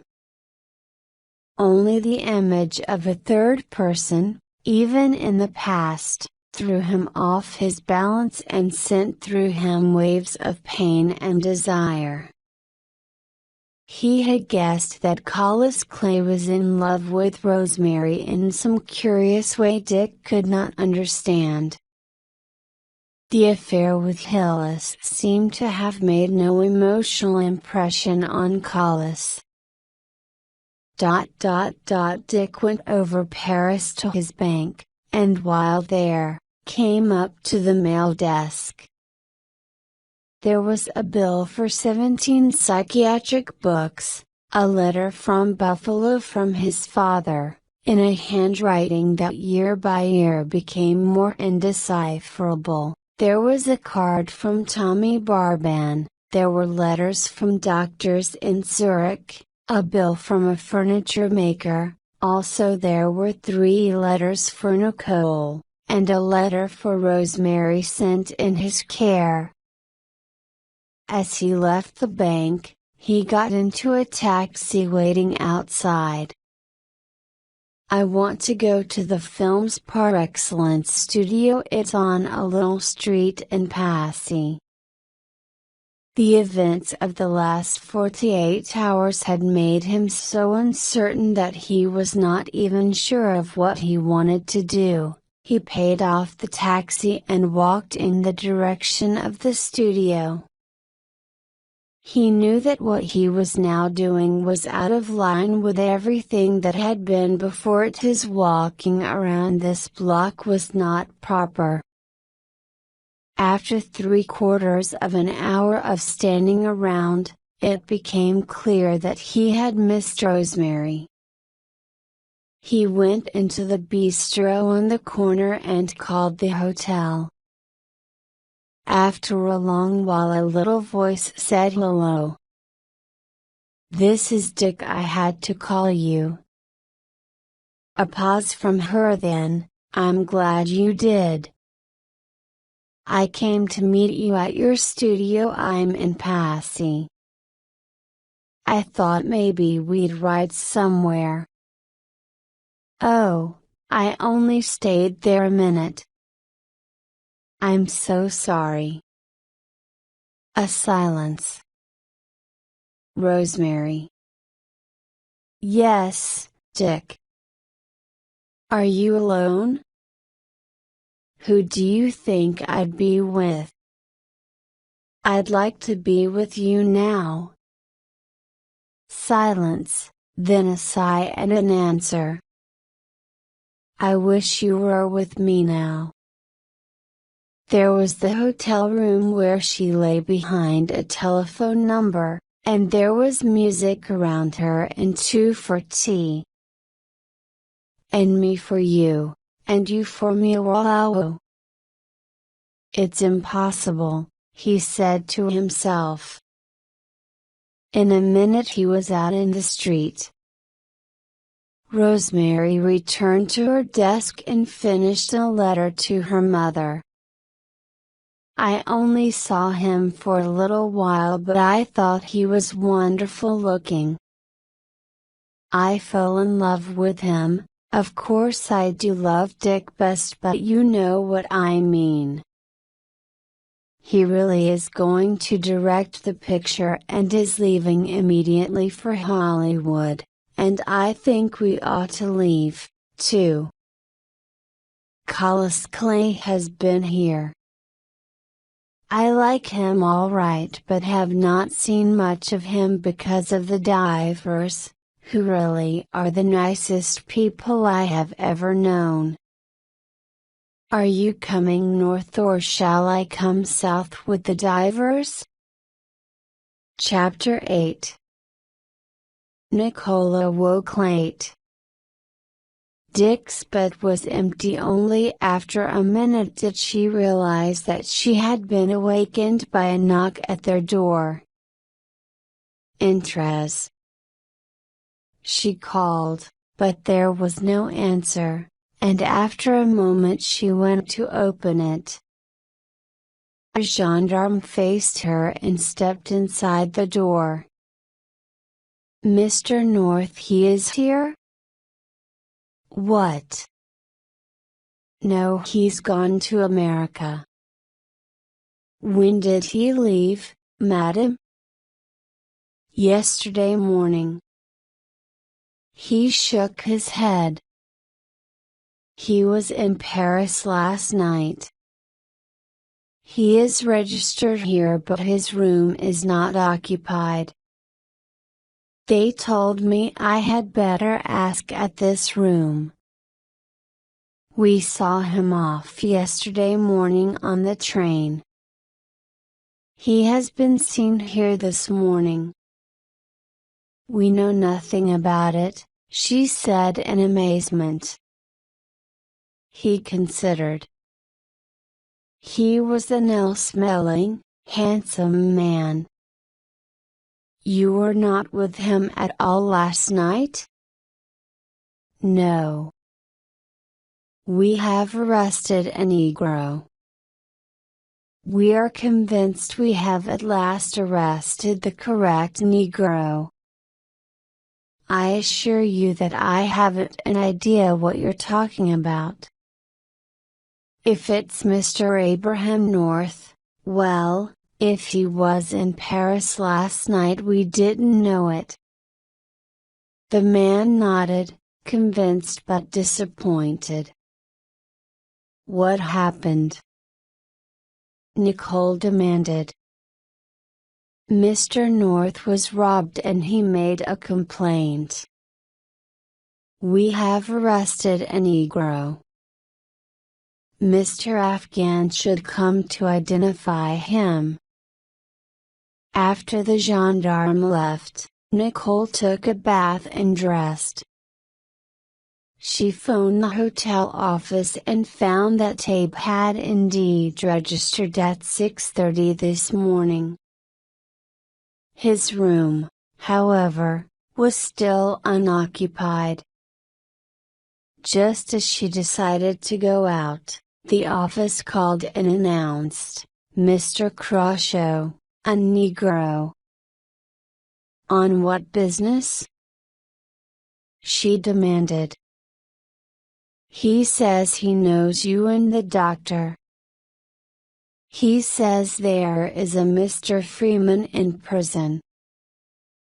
He says there is injustice and he wishes to see Mr. North before he himself is arrested."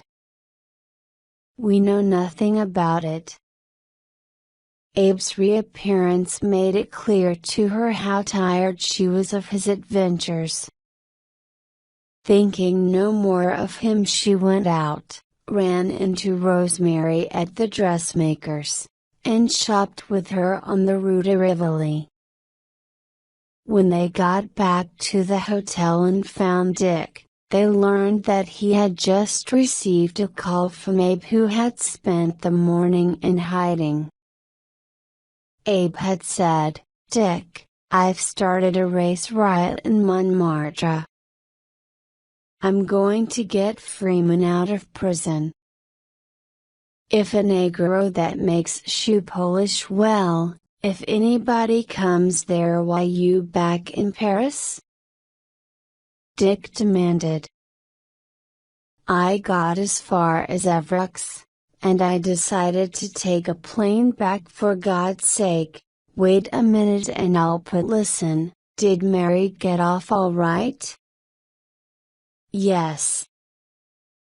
Dick, I want you to talk with a man I met here this morning, the son of a naval officer that's been to every doctor in Europe.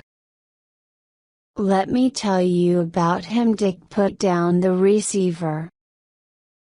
Abe used to be so nice, Nicole told Rosemary. So nice. Long ago when Dick and I were first married. If you had known him then. He'd come to stay with us for weeks and weeks and we scarcely knew he was in the house. Rosemary envied them, imagining a life of leisure unlike her own. She knew little of leisure, but she had the respect for it of those who have never had it. Why does he have to drink? She asked. Nicole shook her head right and left. So many smart men go to pieces nowadays. The trio lunched downstairs. There was a party at the next table. It consisted of a young man, and a dozen of women. The women were neither young nor old nor of any particular social class. Yet the party gave the impression of a unit, held more closely together, for example, than a group of wives of husbands who had come to a professional congress of their husbands, or than any conceivable tourist party. Dick asked the waiter to find out who they were. Those are the Gold Star mothers, explained the waiter. Rosemary's eyes filled with tears. Probably the young ones are the wives, said Nicole. Over his wine Dick looked at them again. In their faces, he saw the maturity of an older America. For a while the women who had come to mourn for their dead, for something they could not repair, made the room beautiful. Abe North was still in the Ritz bar, where he had been since 9 in the morning. When he arrived, the famous barman Paul, who liked Abe, came over to talk. I was supposed to ship home this morning, Abe said. I mean yesterday morning. Why didn't you? Asked Paul. Abe considered to find reason. I was reading a serial in Liberty and the next installment was due here in Paris, so if I'd sailed I'd have missed it, then I never would have read it. Paul chuckled and paused, leaning on the back of a chair. If you really want to get off, Mr. North, there are friends of yours going tomorrow on the France, Mr. Pearson and Mr. Yardley. They're both going on the France. Abe grew rather enthusiastic about being cared for. At 4 the bellboy approached him. You wish to see a colored fellow of the name Jules Peterson? God! How did he find me? I didn't tell him you were present. Who did?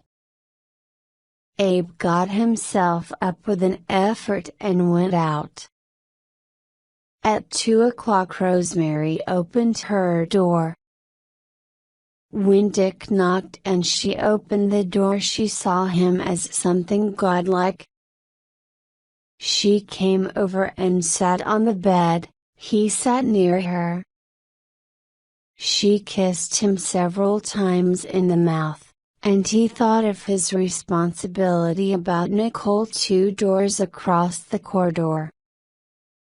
There was a knocking at the door. They were shocked motionless. The knock was repeated, and suddenly realizing that the door was not locked, Rosemary started for the door, while Dick quickly jerked the wrinkles out of the bed where they had been sitting. Standing there was Abe, aged by several months in the last 24 hours, and a very frightened colored man whom Abe introduced as Mr. Peterson of Stockholm. "He's in a terrible situation and it's my fault," said Abe. "We need some good advice." "Come in our rooms," said Dick. Abe insisted that Rosemary come too, and they crossed the hall to the diver's suite. Jules Peterson, a small, respectable Negro, followed. It appeared that the latter had been a legal witness to the early morning dispute in Montparnasse. He had accompanied Abe to the police station and supported his words that a 1,000-franc note had been seized out of his hand by a Negro. Abe and Jules Peterson, with an agent of police, returned to the bistro, and too hastily identified as the criminal a Negro, who, so it was established after an hour, had only entered the place after Abe left. The police had further complicated the situation by arresting the well-known Negro restaurateur, Freeman, who had also been there. The true criminal had only recently reappeared upon the scene. In brief, Abe had in an hour entangled himself with the personal lives and emotions of one Afro-European and 3 Afro-Americans from the French Latin Quarter. Abe had evaded all of them, save Jules Peterson. Peterson was rather in the position of the friendly Indian who had helped a white. The Negroes who suffered from the betrayal were not so much after Abe as after Peterson, and Peterson was very much frightened. Dick looked at him and turned to Abe. "You go to some hotel and go to bed. After you feel better, Mr. Peterson will come and see you." "I shall wait in the hall," said Mr. Peterson with delicacy. "It is perhaps hard to discuss my problems in front of me." He left the room quietly. Abe got to his feet. "I don't seem highly popular today." With a last desperate glance at Rosemary, he went out. To his relief, Peterson was no longer in the corridor. Feeling homeless, he went back to ask Paul the name of that boat. When he had gone out, Dick and Rosemary embraced. Rosemary was first to return to reality. "I must go," she said. She opened the door of her room and realized without looking about that she was not alone in the room. She saw that a dead Negro was stretched upon her bed. As she cried "Oh!" she ran for the door and across the hall. "Dick! Dick!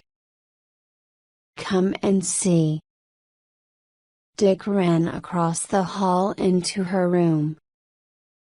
He felt Peterson's pulse. The body was warm, the face was bitter in death. By French law, Dick had no right to touch the body, but he moved the arm a little to see something. There was a stain on the green coverlet. There might be blood on the blanket under it. Dick closed the door and stood thinking. He heard steps in the corridor and then Nicole calling him by name. Opening the door, he whispered, "Bring the coverlet and top blanket from one of our beds. Don't let anyone see you." He added quickly, "Look here, you mustn't get upset over this, it's only some Negro fight." The body, as Dick lifted it, was light. Laying it beside the bed, he stripped off the coverlet and top blanket and then opening the door an inch, listened. Quickly Dick and Nicole exchanged bundles across the corridor. After putting this coverlet on Rosemary's bed, Dick stood thinking. He thought first that Abe's hostile Indian had found the friendly Indian and discovered him in the corridor, and when the latter had hidden in Rosemary's room, had followed and killed him. Second, that if the situation were allowed to develop naturally, no power on earth could save Rosemary's reputation. Under her contract, she was to remain Daddy's girl. He dragged the body into the corridor. Then he went to the phone and called the manager-owner of the hotel. "Macbeth. It's Dr. Diver speaking, something very important." It was good that he had made the extra effort to make friends with Mr. Macbeth.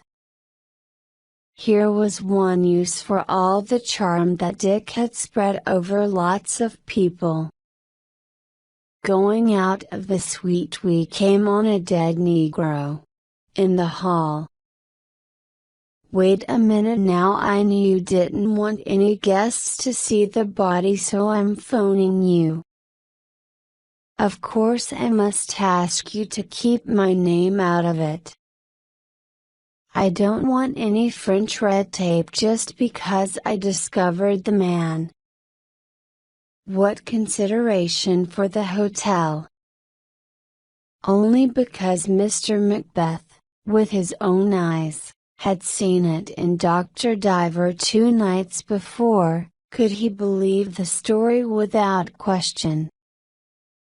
In a minute Mr. Macbeth arrived, and in another minute he was joined by a gendarme. In the interval he found time to whisper to Dick, "You can be sure the name of any guest will be protected. I'm only too grateful to you for what you did." Mr. Macbeth took an immediate step that may only be imagined, but that influenced the gendarme. He made notes and sent a telephone call to his post. Dick went back to his suite. "What happened?" cried Rosemary. "Where's Nicole?" "I think she's in the bathroom." He went to the bathroom. And now Rosemary, too, could hear, louder and louder, some strange sounds. With the idea that Nicole had fallen in the bathroom and hurt herself, Rosemary followed Dick. She saw Nicole kneeling beside the tub and swaying. "It's you!" she cried. "It's you come to intrude on the only privacy I have in the world with a coverlet with red blood on it. I'll wear it for you, I'm not ashamed." On All Fools' Day we had a party on the Zurich Sea, and all the fools were there, and I wanted to come dressed in a coverlet but they wouldn't let me. Control yourself. So I sat in the bathroom. What else could I do? Control yourself, Nicole. I never expected you to love me. It was too late. Only don't come in the bathroom, the only place I can go for privacy. Don't bring me coverlets with red blood on them, and don't ask me to wash them. Control yourself. Get up. Rosemary stood trembling. Now she knew what Violet Mcasco had seen in the bathroom at Villa Diana. Chapter 9. In the spring of 1917, when Dr. Richard Diver first arrived in Zurich, he was 26 years old, a fine age for a man, indeed the very acme of bachelorhood. Even in wartime days, it was a fine age for Dick, who was already too valuable, too much of a capital investment to be shot off on the front. Instructions from his military authorities were that he was to complete his studies in Zurich and take a degree as he had planned. Switzerland was an island, washed on all sides by the waves of war. Dr. Diver had been to Oxford in 1914. He returned home for a final year at Johns Hopkins University, and took his degree. In 1916 he managed to get to Vienna under the impression that, if he were not in a hurry, the great Freud would be killed by an aeroplane bomb. Dick managed to get enough coal and oil to sit in his room in the Dammenstiftsstrasse and write a book that he published in Zurich in 1920. He had no idea that he was charming. In his last year at New Haven, someone referred to him as Lucky Dick.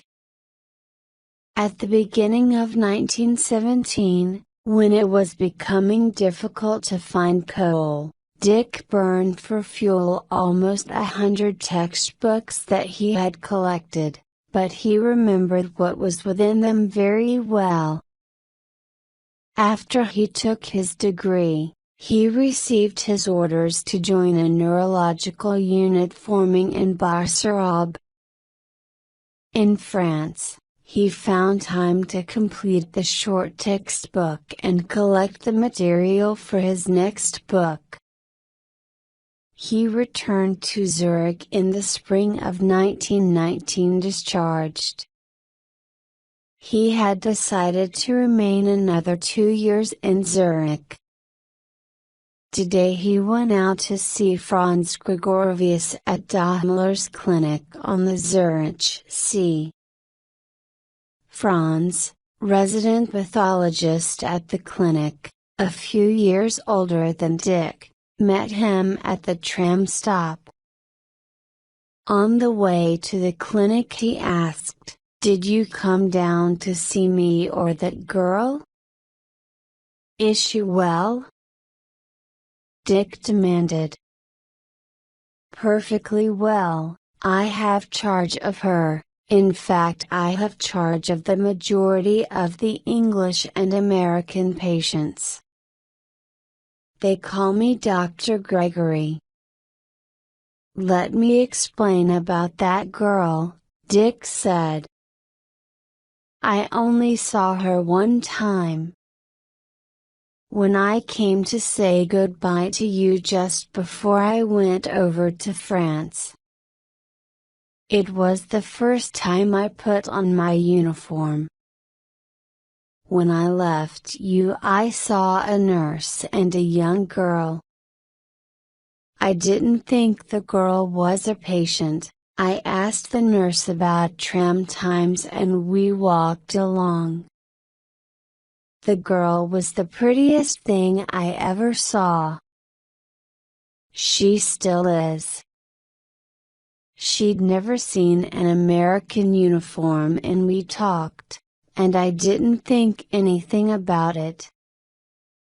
That was absolutely all till the letters began to come.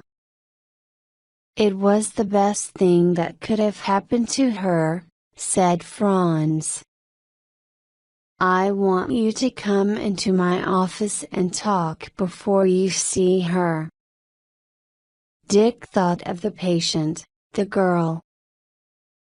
He had received about 50 letters from her written over a period of 8 months. He wanted to know more about her, and Franz told Dick the story. About a year and a half before, Dr. Daimler had a letter from an American gentleman living in Lausanne, a Mr. Devereux Warren, of the Warren family of Chicago. A meeting was arranged and one day Mr. Warren arrived at the clinic with his daughter Nicole, a girl of 16. She was obviously not well. Warren was a very handsome man looking less than 40. He was a fine American type in every way, tall, broad, well-made. He was nervous. Dr. Daimler, my daughter isn't right in the head. I've had lots of specialists and nurses for her, but the thing has grown too big for me and I've been strongly recommended to come to you. Very well, said Dr. Daimler. Please start at the beginning and tell me everything. There isn't any beginning, at least there isn't any insanity in the family that I know of, on either side. Nicole's mother died when she was 11 and I've been father and mother to her, with the help of governesses. As a child she was a darling thing, everybody was crazy about her.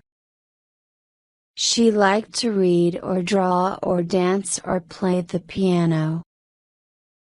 I've got an older girl, too, and there was a boy that died, but Nicole was. He broke off and Dr. Daimler helped him. She was a perfectly normal, happy child. Perfectly. Dr. Daimler waited.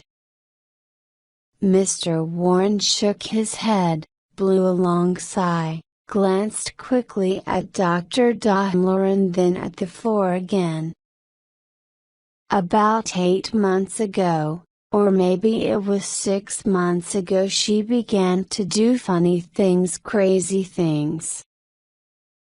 All the time Warren was talking to Dr. Daimler, latter kept thinking of Chicago.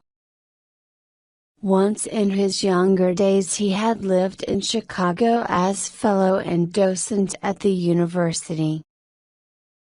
He knew Chicago great feudal families of Armour, Palmer, Field, Crane, Warren, Swift, and McCormick and many others. She got worse, continued Warren. She had a fit or something. The things she said got crazier and crazier. Almost always about men going to attack her, men she knew or men on the street. Anybody he told of the efforts they had made in America, finally of his decision to bring his daughter to Switzerland. Daimler was wondering why and about what the man was lying to him. Dr. Daimler asked him questions and pressed, until half an hour later Warren broke down. It just happened, he said. I don't know. After her mother died when she was little, she used to come into my bed every morning, sometimes she'd sleep in my bed. I was sorry for the little thing. People used to say what a wonderful father and daughter we were. We were just like lovers, and then all at once we were lovers, and 10 minutes after it happened I could have shot myself." "Then what?" said Dr. Daimler. "Did this thing go on?" "Oh, no."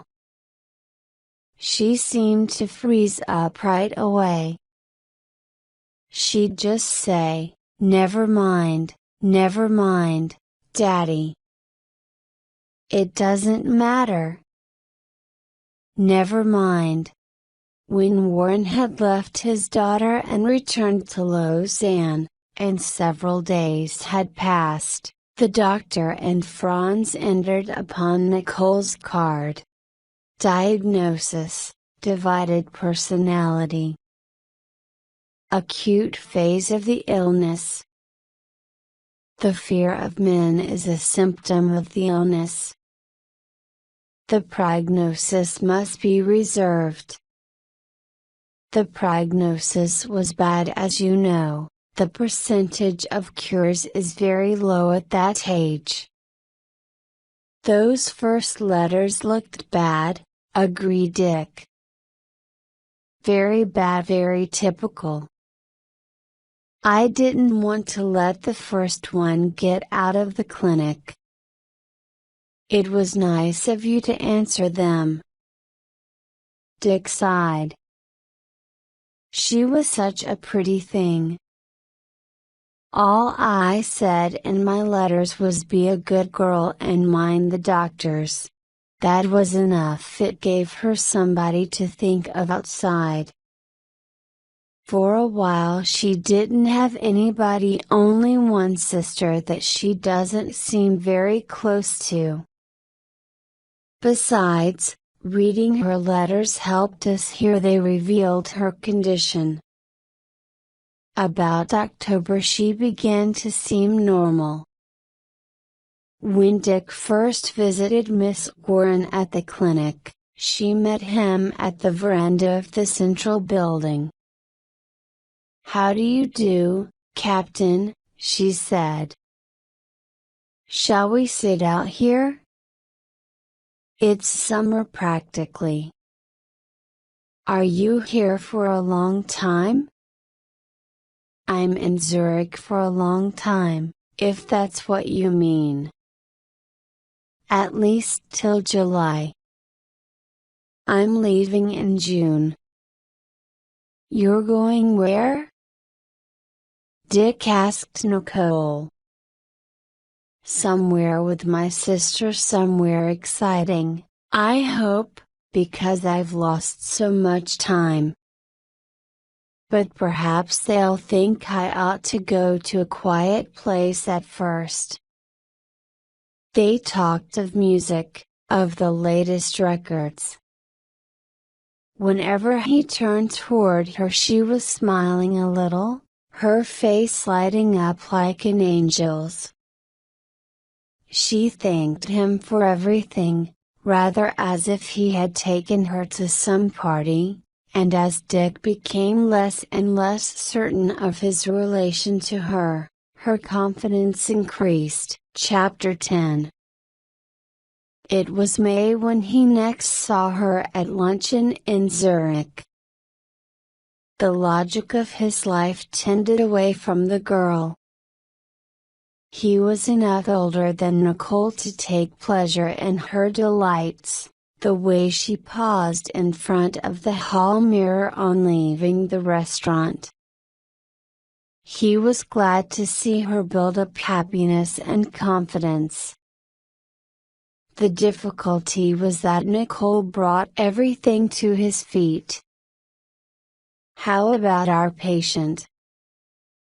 Franz asked one day, when they were sitting at his place and drinking beer. "I don't know." "Well, you should know about her by now." "I like her. She's attractive." "What do you want me to do? Devote my life to her? We think it's best to have a program." 4 weeks have passed away. Apparently the girl is in love with you. That's not our business if we were in the world, but here in the clinic it is. I'll do whatever Dr. Daimler says, Dick agreed. This was repeated when he and Franz went together to Professor Daimler's office. We have gone a certain way, Professor Daimler said. It's you, Dr. Diver, who can best help us now. I realize that your position has been difficult. Yes, it has. Now the professor sat back and laughed. Perhaps you have got sentimentally involved yourself. She's a pretty girl. Have you thought of going away? I can't go away. Dr. Daimler turned to Franz, then we can send Miss Gordon away. As you think best, Professor Daimler, Dick agreed. It's certainly a situation. But it is a professional situation, Professor Daimler cried. When the storm was over, Franz managed to get his word in. Dr. Diver is a man of fine character, he said. Dick can cooperate right here, without anyone going away. How do you feel about that? Professor Daimler asked Dick. I'm half in love with her. The question of marrying her has passed through my mind. Franz cried, What? And devote half your life to being doctor and nurse and all? Never. I know what these cases are. One time in 20 it doesn't return. Better never see her again. What do you think? Daimler asked Dick. Of course, Franz is right. It was late afternoon when they finished the discussion as to what Dick should do. He must be kind and yet eliminate his presence in her life. He went out and came upon her immediately. She said, When I was ill I didn't mind sitting inside with the others in the evening. Naturally now I see them as ill. You'll be leaving soon. Oh, yes. My sister, Beth, but she's always been called Baby. She's coming in a few weeks to take me somewhere. After that I'll be back here for a last month. The older sister? Oh, quite a bit older. She's 24. She's very English. She lives in London with my father's sister. She was engaged to an Englishman but he was killed. Her face had a promise Dick had never seen before. The face would be handsome in middle life, it would be handsome in old age, the essential structure and the economy were there. You're well, he said. Try to forget the past. Go back to America and fall in love and be happy.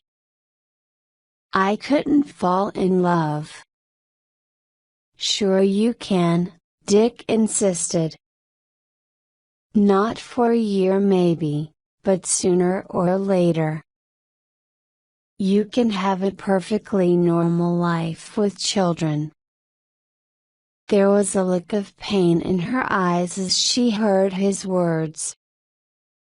I know I won't be able to marry anyone for a long time, she said humbly. Dick was too upset to say any more. Nicole's world had fallen to pieces. Was it an hour ago she had waited by the entrance, looking into future with hope? For a moment she had a desperate idea of telling him how rich she was, what big houses she lived in. But she did not, even though there was no home left to her, save emptiness and pain. I have to go back to the clinic. He expected to hear from Nicole next day, but there was no word. Wondering if she was ill, he called the clinic and talked to Franz. She came downstairs to luncheon yesterday and today, said Franz. She seemed a little in the clouds. How did it go off? I tried to be distant, but I didn't think enough happened to change her attitude. From some things she said to her nurse I'm inclined to think she understood, said Franz. During the next weeks Dick felt dissatisfied. Nicole's emotions had been used unfairly. What if it had happened to him? He realized how far his emotions were involved, and he provided antidotes. One was the telephone girl from Barsarab, another was making arrangements to get home in August, a third was intensification of work on his book that this autumn was to be presented to the German-speaking world of psychiatry. He had projected a new work, an attempt at a uniform and pragmatic classification of the neuroses and psychoses, based on an examination of 1,500 cases. Having planned a short holiday in the mountains, he arrived at the station of the Glen funicular, and after a short wait got into a car. When Chillin came into view, suddenly there was a confusion among passengers. They parted to give way to a couple of young people, a young man and Nicole. Nicole said, "Hello." She was lovely to look at. Immediately Dick saw that something was different. One could not believe she had been to the clinic. Dr. Diver, the Comte de Marmora, she introduced them. Sister in first class, it's a matter of principle with her. Nicole and Marmora laughed. Where are you going? Asked Dick. Cox. You too? Nicole looked at his costume. Yes. I'm going down Monday. Dick wished himself away from her, fearing that he reminded her of a world well left behind. He decided to go to the other hotel. When they arrived, Nicole was beside him. Aren't you at our hotel? She asked. I'm economizing. Will you come down and have dinner? A crowd passed them. This is my sister Dr. Diver from Zurich. Dick bowed to a young woman of 25, tall and confident. I'll drop in after dinner, Dick promised. He left, feeling Nicole's eyes following him, feeling her helpless first love. They were waiting for him at the hotel. Baby Warren wanted to talk to Dick. Nicole told me that you had a lot to do with her getting well. What I can't understand is what we should do. They only told me she ought to be natural and gay. But how can I tell what's normal and what's crazy? Nicole isn't going to be crazy, you needn't be afraid. I don't mind the responsibility, but we've never had anything like this in the family before, she declared. Actually, I have a plan. They say Nicole will need to be looked after for a few years. I don't know whether you know Chicago or not. I don't. Well, there's a north side and a south side. The north side is chic and all that, and we've always lived over there, but lots of old Chicago families, if you know what I mean, still live on the south side. The university is there. I mean, it's stuffy to some people, but anyhow it's different from the north side.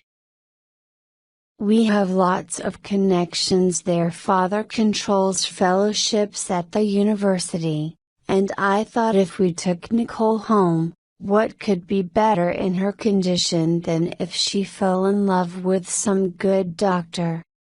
The Warrens were going to buy Nicole a doctor. There was no use worrying about Nicole when they were able to buy her a nice young doctor. There must be many who'd jump at the chance, Baby said.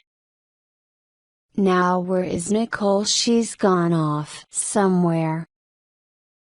I never know whether I ought to go find her. I'll take a look around, Dick offered. He found Nicole near the lake. Your sister is worried. Oh. This has been an awfully exciting day. I know. I don't want to do anything antisocial. I've caused everybody enough trouble. But tonight I wanted to get away. You're a nice person, just keep using your own judgment about yourself. You like me?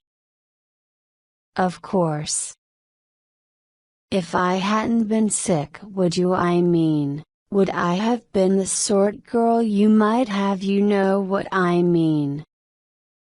He remembered the elder Miss Warren's words about young doctors that could be bought, and he hardened for a moment. You're a nice kid, but I couldn't fall in love. You won't give me a chance. What? The impertinence astonished him. Give me a chance now. She leaned toward him, and pressed her lips to his. For Dr. Diver to marry a mental patient? How did it happen? Where did it begin? Big Chanso, yes. My God. They decided to buy a doctor? Well, they better find him in Chicago. The following morning Dick went down to Montreux for a swim, got back to his hotel in time for dinner. A note awaited him. Dear Dr. Diver, I phoned but you were out. I wonder if I may ask you a great big favor. I must go back to Paris. Can you let Nicole ride as far as Zurich with you, since you're going back Monday? Sincerely, Beth Evan Warren. Dick was furious. On the train Dick was sad to see Nicole's relief at going back to the only home she knew. When he left her outside the clinic door on the Zurich Sea and she looked at him, he knew her problem was one they had together for good. Chapter 11. In September I came out on the hotel terrace where Dick had tea with baby. Nicole's rich, but that doesn't make me an adventurer, Dick said. That's just it, said baby. Nicole's rich. We don't think you're an adventurer. We don't know who you are. I'm a doctor of medicine, he said. My father is a clergyman, now retired. We lived in Buffalo and my past is open to investigation. I went to New Haven. My great-grandfather was governor of North Carolina. I listened and thought that Dick might change his mind to marry me. We went to the lawyer and signed some papers. I had no idea that I possessed so much money. It was so funny being together. We just loved and loved. It was wonderful to reach out and find Dick warm beside me in the bed. Dick worked at the hospital. His book was selling everywhere. They wanted it published in 6 languages. I was to do the French translation, but I was tired, so heavy with the baby. Dick would refuse to have a bigger apartment just because there was more Warren money than Diver money. We enjoyed our trip across Italy. Life was fun with Dick. We traveled a lot that year. We even went to Africa. But I had problems with my head by that time. That was why he took me traveling. But after my second child, my little girl, Topsy, was born, everything got dark again. When I got well, I wanted to spend my money and have a house. I was tired of apartments and waiting for Dick. I wanted to have Dick at my side if I went to pieces again. I wanted to live near a warm beach where we could be brown and young together. We moved to Tarms. Dick, why did you register at the hotel Mr. and Mrs. Diver instead of Dr. and Mrs. Diver? I just wondered, had Dick given up his work for good? Sometimes I sing. And I have a few friends to marry, for instance. Tommy Barban is in love with me, I think, a little. Enough, though, for him and Dick to dislike each other. I am among friends who like me. I am here on this quiet beach with my husband and 2 children. Yes, more new people. Oh, that girl, yes. Who did you say she looked like? No, I haven't. We don't see new American pictures here. Rosemary who? Yes, she's lovely. Chapter 12. At the Villa Diana, Dick went to his workroom, and opened the shutters. On his 2 long tables, in confusion, lay the materials of his book. He saw Nicole in the garden. Presently he must meet her, and the prospect gave him a nasty feeling. Before her he must keep up a perfect front, now and tomorrow, next week and next year. All night in Paris he had held her in his arms while she slept under the luminol.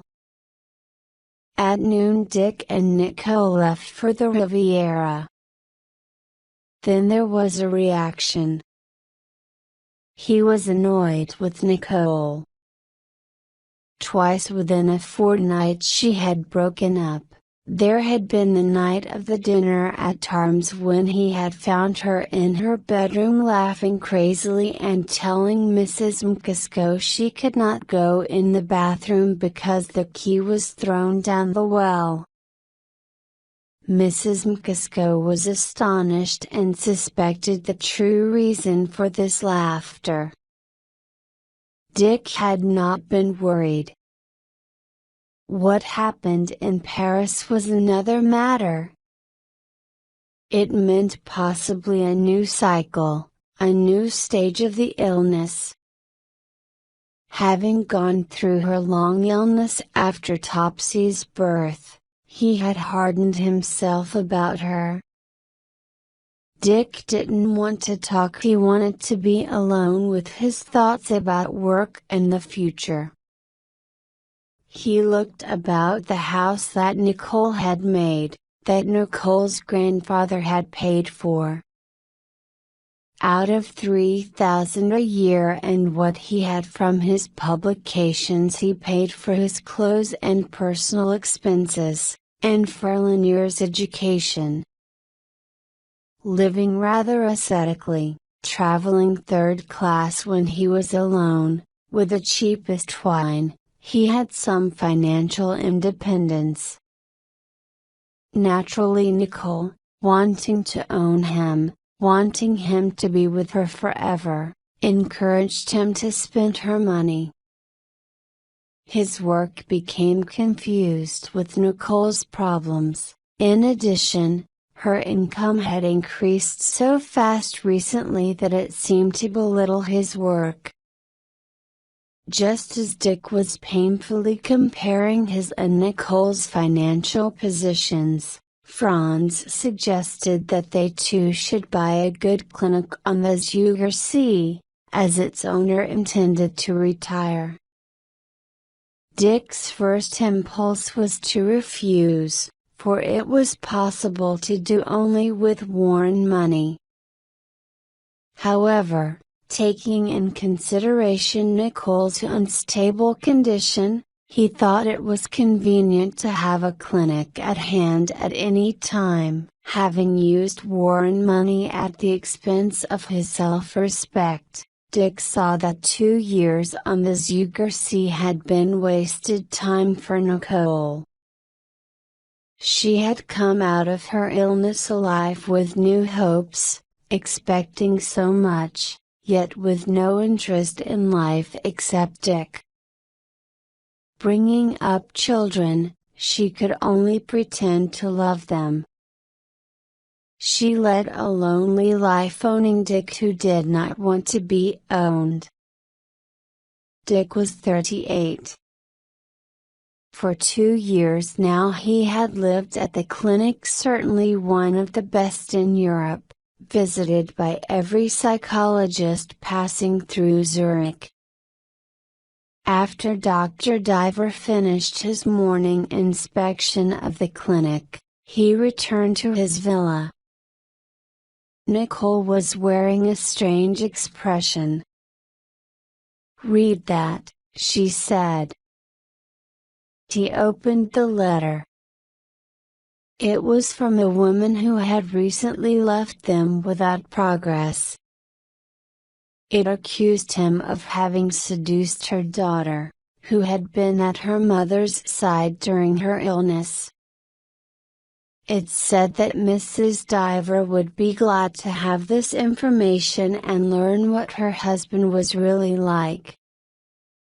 Dick read the letter again. He recognized it as the letter of a maniac.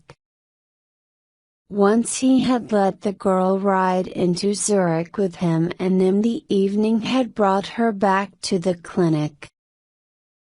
Later, she tried to carry the affair further, but he was not interested, and probably because of that, the girl had come to dislike him, and taken her mother away. "This letter is crazy," he said. "I had no relations of any kind with that girl. I didn't even like her." "Yes, I've tried thinking that," said Nicole. "Surely you don't believe it?" "This is a letter from a mental patient." "I was a mental patient."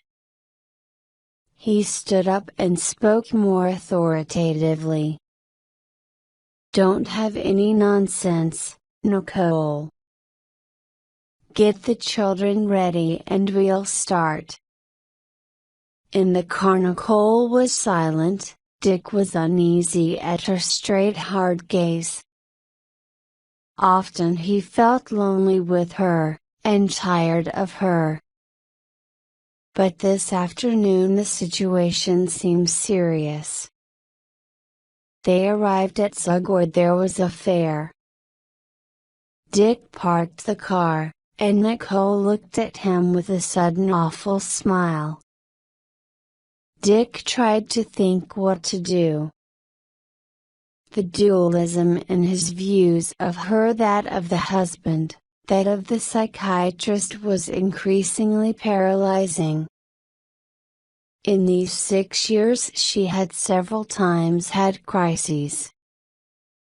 As they were watching a Punch and Judy show, Nicole began to run very suddenly. Far ahead he saw her yellow dress in the crowd, and he followed. He had even forgotten the children. Then he found her.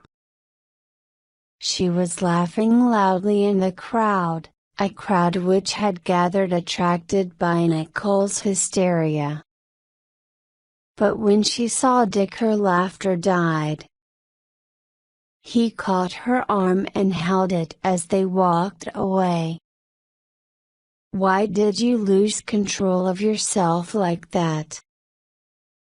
"You know very well why." "No, I don't.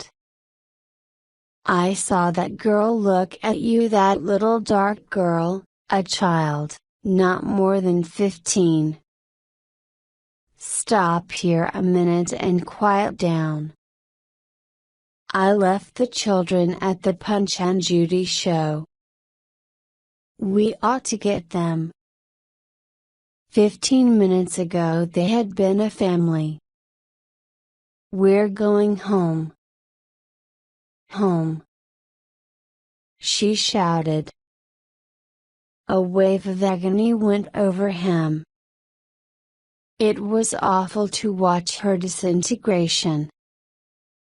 "Let's find the children." Dick found them, surrounded by women who were examining them with delight like fine goods. They started back. He had turned up a hill to the clinic, and as he stepped on the accelerator the car turned violently left, then right, tipped on two wheels as Nicole's mad hand clutched the steering wheel, and shot off the road. It ran into a tree. The children were screaming and Nicole was screaming. Dick climbed over the top side and lifted out the children. "You!" he cried. She was laughing crazily, unashamed, unafraid. "You were scared, weren't you?" She laughed. "You wanted to live." Directly above them, half a kilometer away, was a hotel. "Take Topsy's hand," he said to Lanier, "and climb up that hill. See the hotel? Tell them to come down." Lanier, not sure what had happened, asked, "What will you do, Dick?" We'll stay here with the car. Neither of them looked at their mother as they started off. Dick was filled with a violent disgust. In a few minutes some men came running down. 3 months later he told Franz, "I want to go away. For a month or so, for as long as I can." "Why not, Dick?" "That was our original arrangement. It was you who insisted on staying. If you and Nikolai don't want to go away with Nicole, I want to go away alone." This last thing knocked me down. "Look here, if I go to Berlin to the Psychiatric Congress, could you manage the place?" For 3 months she's been alright and she likes her nurse. In Zurich the next week Dick drove to the airport and took a plane for Munich. Chapter 13. Tommy Barben was a hero. Dick happened to meet Tommy in the Marienplatz in Munich, in one of those cafes, where the air was full of politics. Tommy was at a table laughing. Recently an eighth of the area of his skull had been removed by a Warsaw surgeon and there was netting under his hair, and the weakest person in the cafe could have killed him with a slap of cards. "This is Prince Chilishv, a Russian of 50, and Mr. McKibben and Mr. Hannon," he said immediately to Dick. "What are you doing here in Munich?" "Dick, how are you? How's Nicole? You don't look so lively as you used to." The remark sounded too irritating and Dick was about to say something when the extraordinary suits worn by Tommy and Prince Chilishv caught his eye. "I see you are regarding our clothes," said the prince. "We have just come out of Russia. These were made in Poland by the court tailor," said Tommy. "You've been touring?"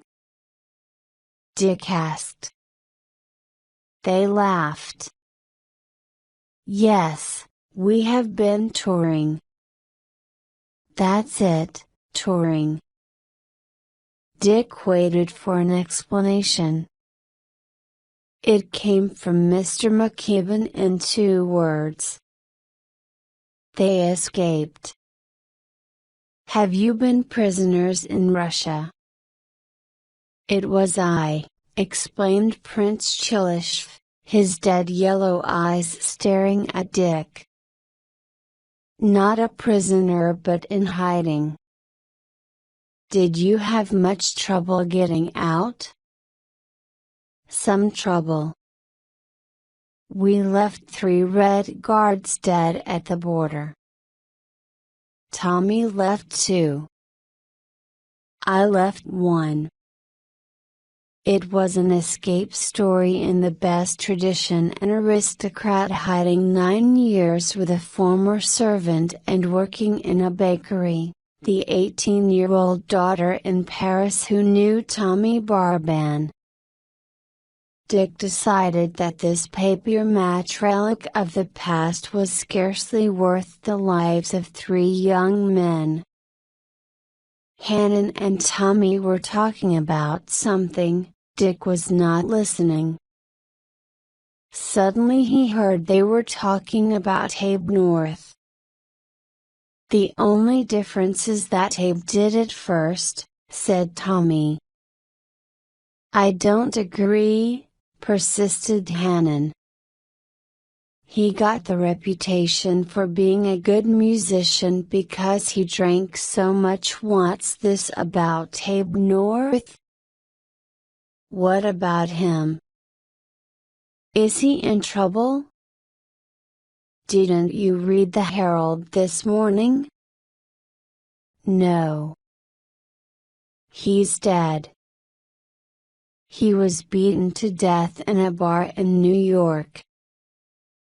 He just managed to crawl home.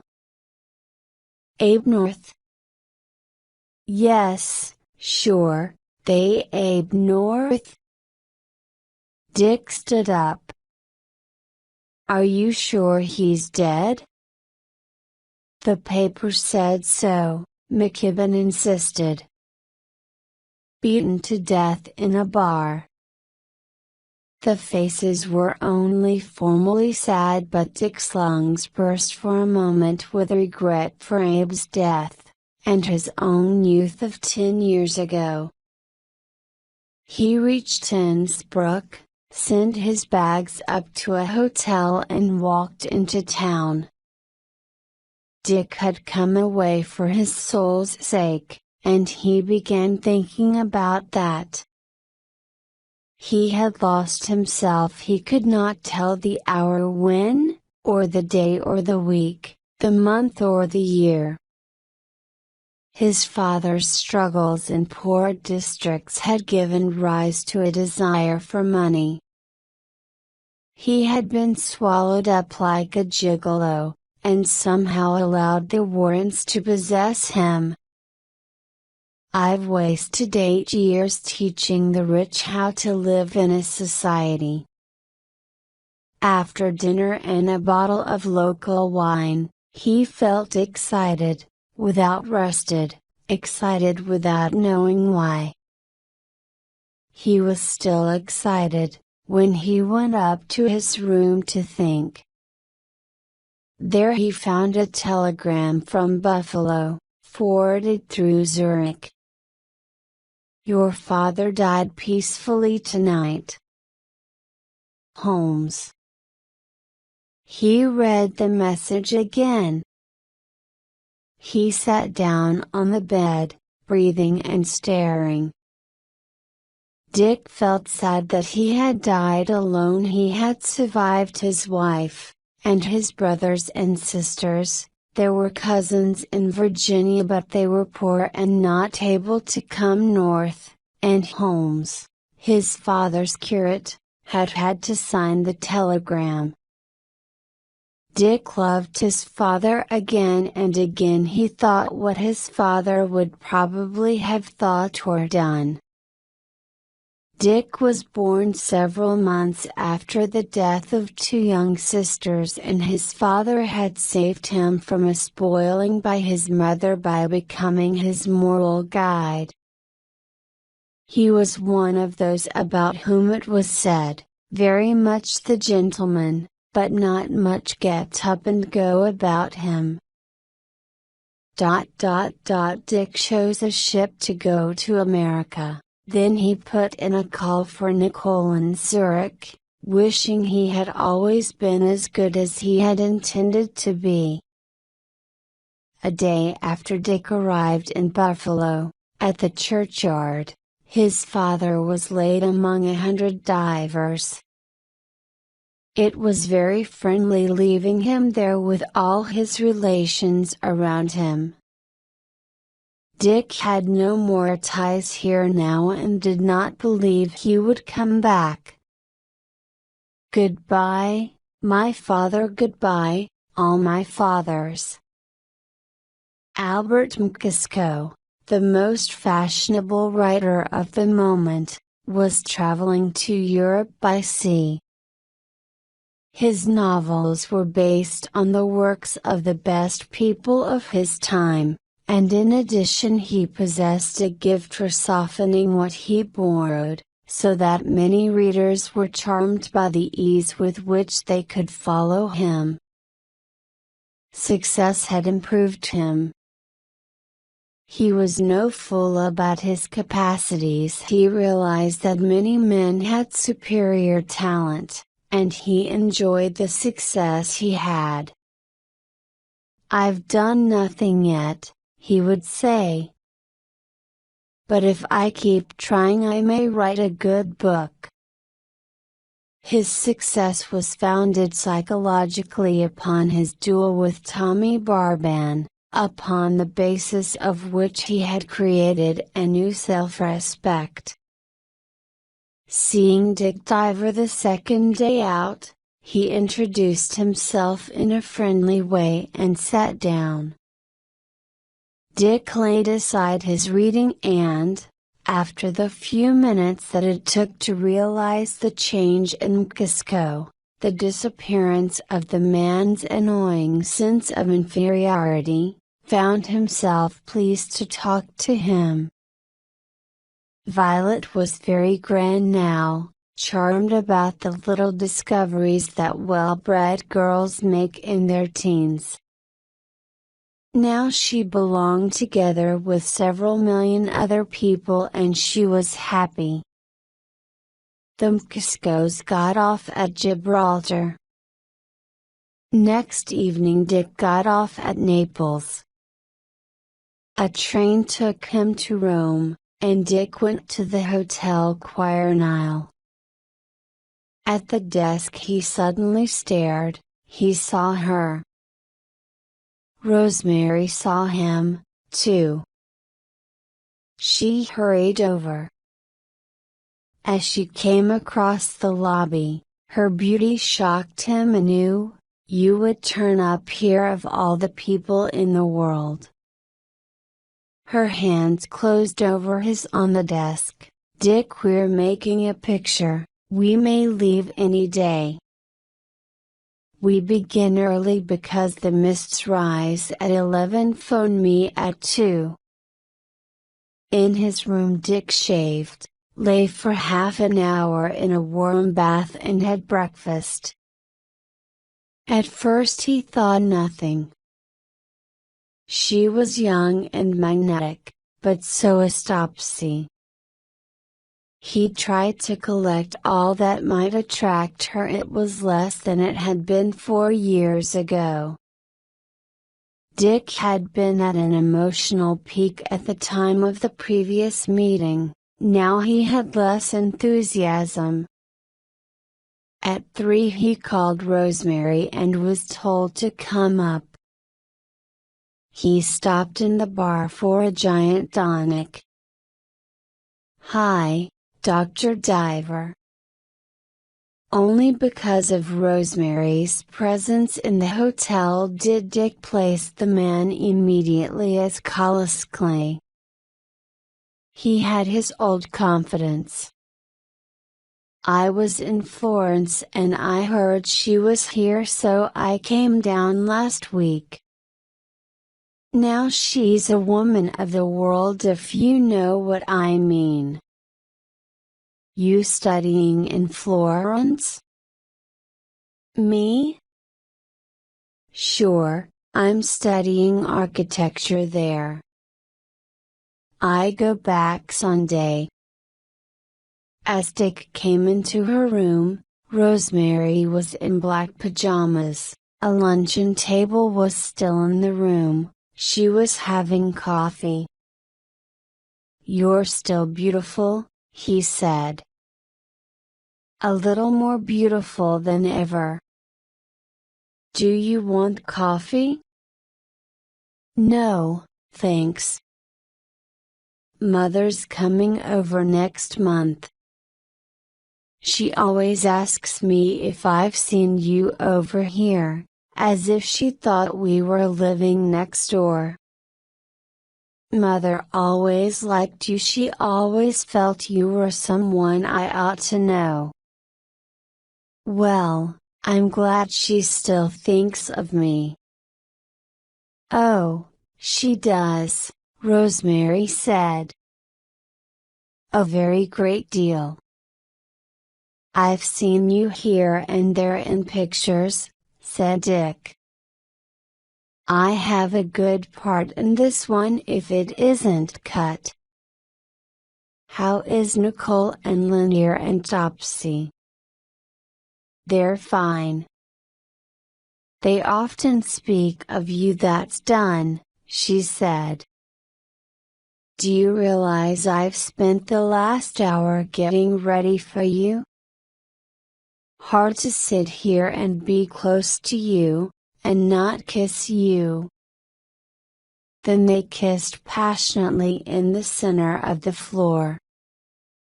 She pressed against him, and went back to her chair.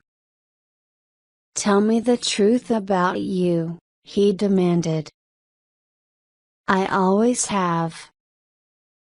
"Are you actually a virgin?" "No." She sang. "I've slept with 640 men if that's the answer you want. Looking at you as a perfectly normal girl of 22, living in the year 1928, I guess you've had a few lovers." "I can't go out with you tonight, darling, because I promised some people a long time ago. But if you get up early, I'll take you out to the set tomorrow." He dined alone at the hotel, went to bed early, and met Rosemary in the lobby at 6:30. They came to the huge set of the Forum, larger than the Forum itself. Rosemary was working on a stage while he was watching with interest. The session ended. Dick and Rosemary had luncheon at a splendid restaurant overlooking the ruined Forum. Afterward they drove back to the hotel, all flushed and happy. She wanted to be taken, and she was, and what had begun as a childish love affair on a beach was accomplished at last. Rosemary had another dinner arrangement, a birthday party for a member of the company. Dick drank a cocktail in the lobby with Collis, and his dissatisfaction crystallized as impatience he was to go to the clinic. This was less a true feeling than a romantic memory. Nicole was his girl. Too often he was sick at heart about her, yet she was his girl. Time with Rosemary was nothing. Time with Collis was nothing plus nothing. Rosemary asked Dick to lunch next day. They went to a little trattoria kept by an Italian who had worked in America. After Dick's discovery that he was not in love with her, nor she with him, he knew he would not enter further into her life, and she became the strange woman for him.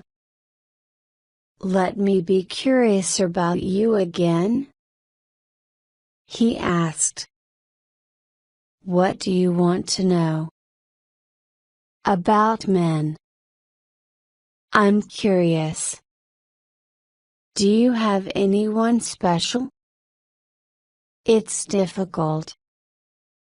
She was suddenly crying.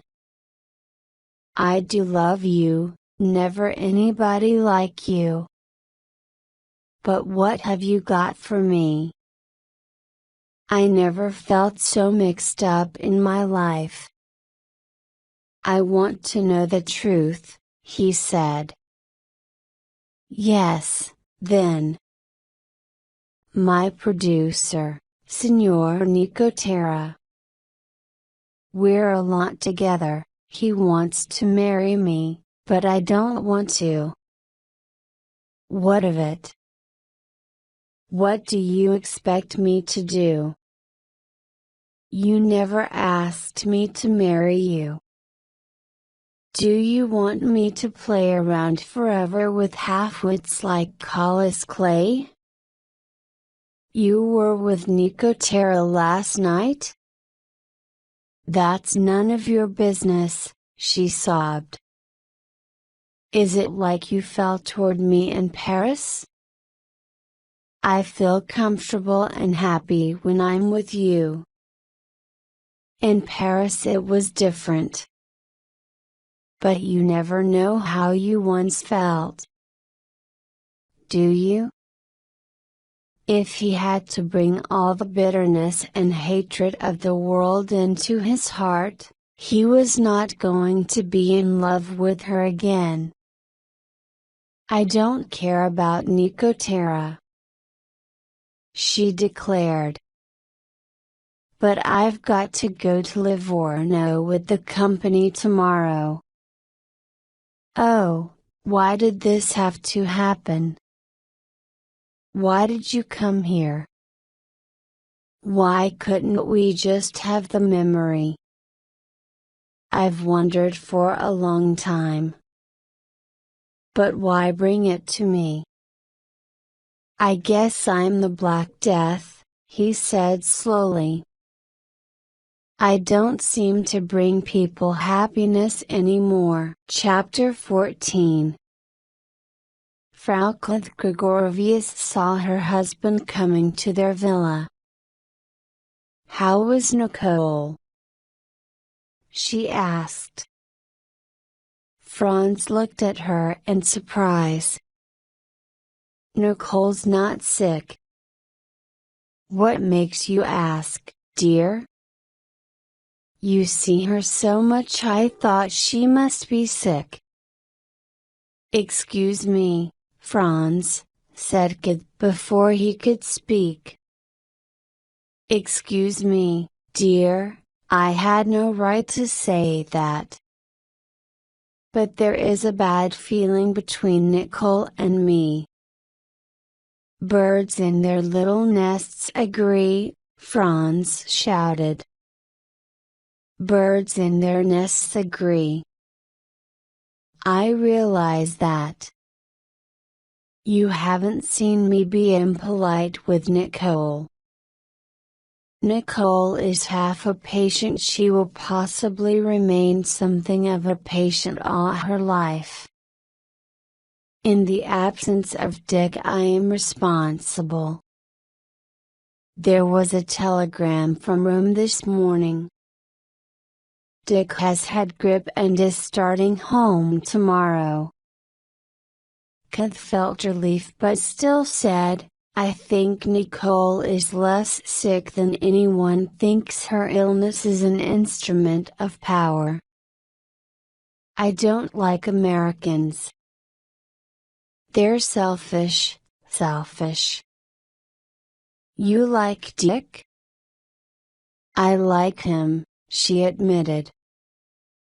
He's different, he thinks of others. Dick married Nicole for her money, she said. That was his weakness. You said as much yourself one night. Why are you saying this? I shouldn't have said that, she admitted.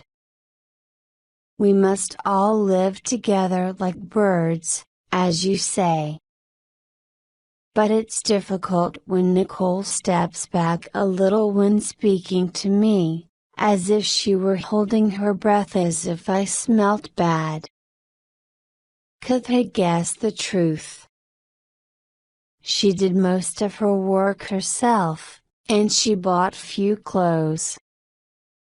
And there was a hint of yesterday's sweat about Kid's person.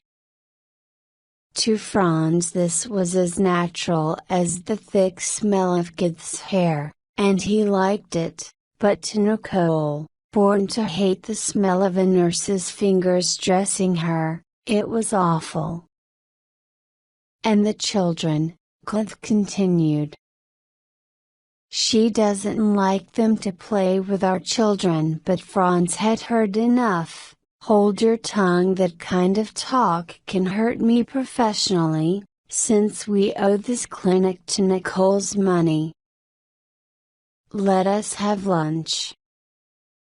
Kid realized that she should stop now, but Franz's words reminded her that other Americans had money, and a week later she put her dislike of Nicole into new words. They had dinner with the divers upon Dick's return. As soon as the divers left, she said to Franz, the liquor I smelled on him tonight, and several other times since he's been back. Do you think that sort of thing does the clinic any good? Kath demanded.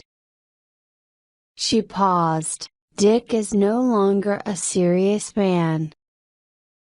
Franz went up the stairs, shaking her off. In their bedroom he turned on her. He is most certainly a serious man and a brilliant man. Of all the men who have recently taken their degrees in neuropathology in Zurich, Dick is more brilliant than I could ever be. I turn to Dick when cases are difficult. His publications are standard in their line. Go into any medical library and ask. I can't understand why you talk this way, Kath. I thought you liked him. It's a shame, Kath said. You do the work. TCH. TCH. Very well, then. It's true. The result of this conversation was that Franz never after believed that Dick was a serious person. And as time went on, he convinced himself that he had never thought so. Yet it was May before Franz found an opportunity to take his first steps. One morning, stopping at the desk for his mail, Dick saw something extraordinary happening outside. Patient von Cohn-Morris was going away. His parents, Australians, were putting his baggage into a large limousine. Dr. Diver approached. Isn't this a little sudden, Mr. Morris? Mr. Morris turned to Dick as though to strike him. High time we left, we and those who have come with us, he began. It is high time, Dr. Diver. High time. Will you come in my office? Dick suggested. Not I. I'll talk to you, but I'm washing my hands of you and your place. He shook his finger at Dick. We've wasted our time and our money. It's you, Dr. Diver, you, the very man. I won't wait. No, sir. I won't wait a minute after my son told me the truth. He came up to Dick. My son is here for alcoholism, and he told us he smelt liquor on your breath. Yes, sir. Not once, but twice. Von Cohn says he has smelt liquor on your breath. I and my lady have never touched a drop of it in our lives. We've brought Von Cohn to you to be cured, and within a month he twice smells liquor on your breath. What kind of cure is that there? Dick hesitated. After all, Mr. Morris, some people are not going to give up what they regard as food because of your son, but you're a doctor, man, cried Morris furiously.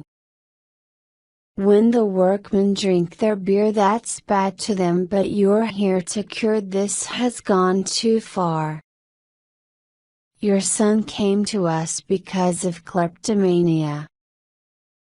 What was behind it? Drink black drink. My son comes to a clinic, and a doctor smells of it. I must ask you to leave. You ask me. We are leaving. Dick went into his office. He watched until they drove away. It was easy to see the family go around Europe, making the clinic bad publicity. Dick asked himself the question if he had really provoked this. He drank claret with each meal, took hot rum at night, and sometimes he had gin in the afternoon, too much for his system. Doctors, chauffeurs, and Protestant clergymen could never smell of liquor, as could painters or brokers. Dick blamed himself, but the matter was not easier half an hour later when Franz entered the office. Dick said, "The Morris boy was taken away. There was a row." "What about?" "He was a devil, that boy." Dick said, "One of the things the boy said to his father was that I am a drunkard." You can imagine how hard it was to defend yourself in a situation like that. "Dick, I know well that you are a well-balanced man, even though we do not agree about alcohol. But time has come, Dick. I must say that I have known several times that you have had a drink when it was not the moment to have one. Sometimes you don't use your common sense." He was absolutely disgusted by the situation. "To explain?" "Number. This won't go," he said suddenly. "Well, that's occurred to me," Franz admitted. "Your heart isn't in this project anymore, Dick." "I know. I want to leave. We could make some arrangement about taking Nicole's money." "I have thought about that too, Dick. I have seen this coming. It will be possible to take all your money out by the end of the year." Dick had not intended to come to a decision so quickly, nor was he prepared for Franz's agreement to the break, yet he felt relief. Chapter 15. The divers returned to the Riviera, which was home. Dick wrote a little with no particular method. It was one of those parts of life that is in a waiting, not upon Nicole's health, which seemed to be very good, nor upon work, but simply in a waiting.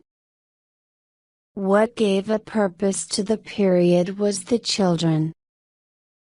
Dick's interest in them increased with their ages, now 11 and 9. He came to know them much better than Nicole did, and he talked and played with them for a long time. They had that charm of children, who have learned early not to cry or laugh freely and loudly. They were taught not to show any strong emotion, but were happy with the simple pleasures allowed them. They lived as was thought advisable in old families of the Western world. In the recent years, Lanier had developed an extraordinary confidence in and admiration for his father. He was a handsome, promising boy and Dick devoted much time to him. Lanier was an unpredictable boy with an inhuman curiosity. An avalanche of his questions often puzzled Dick.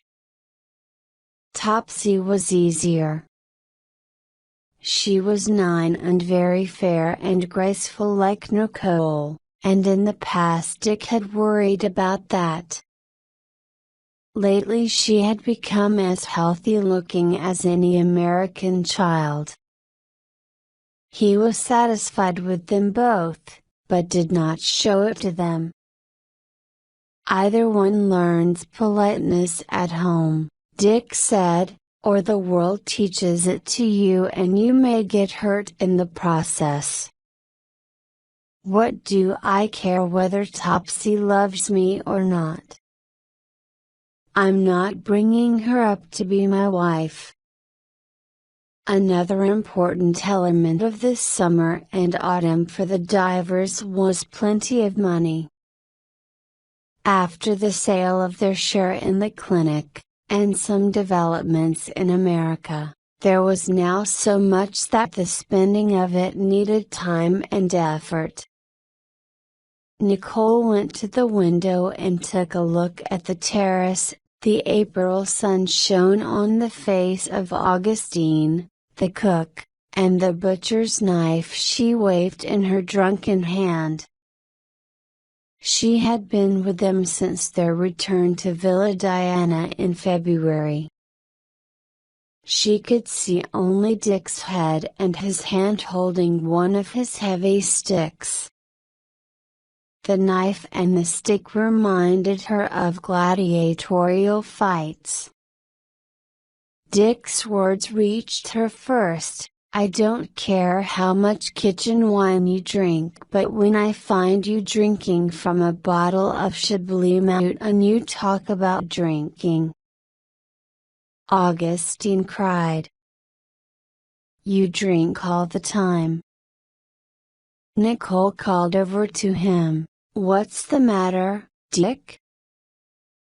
And he answered, The old girl has been drinking the vintage wines. I'm firing her, at least I'm trying to. Heavens!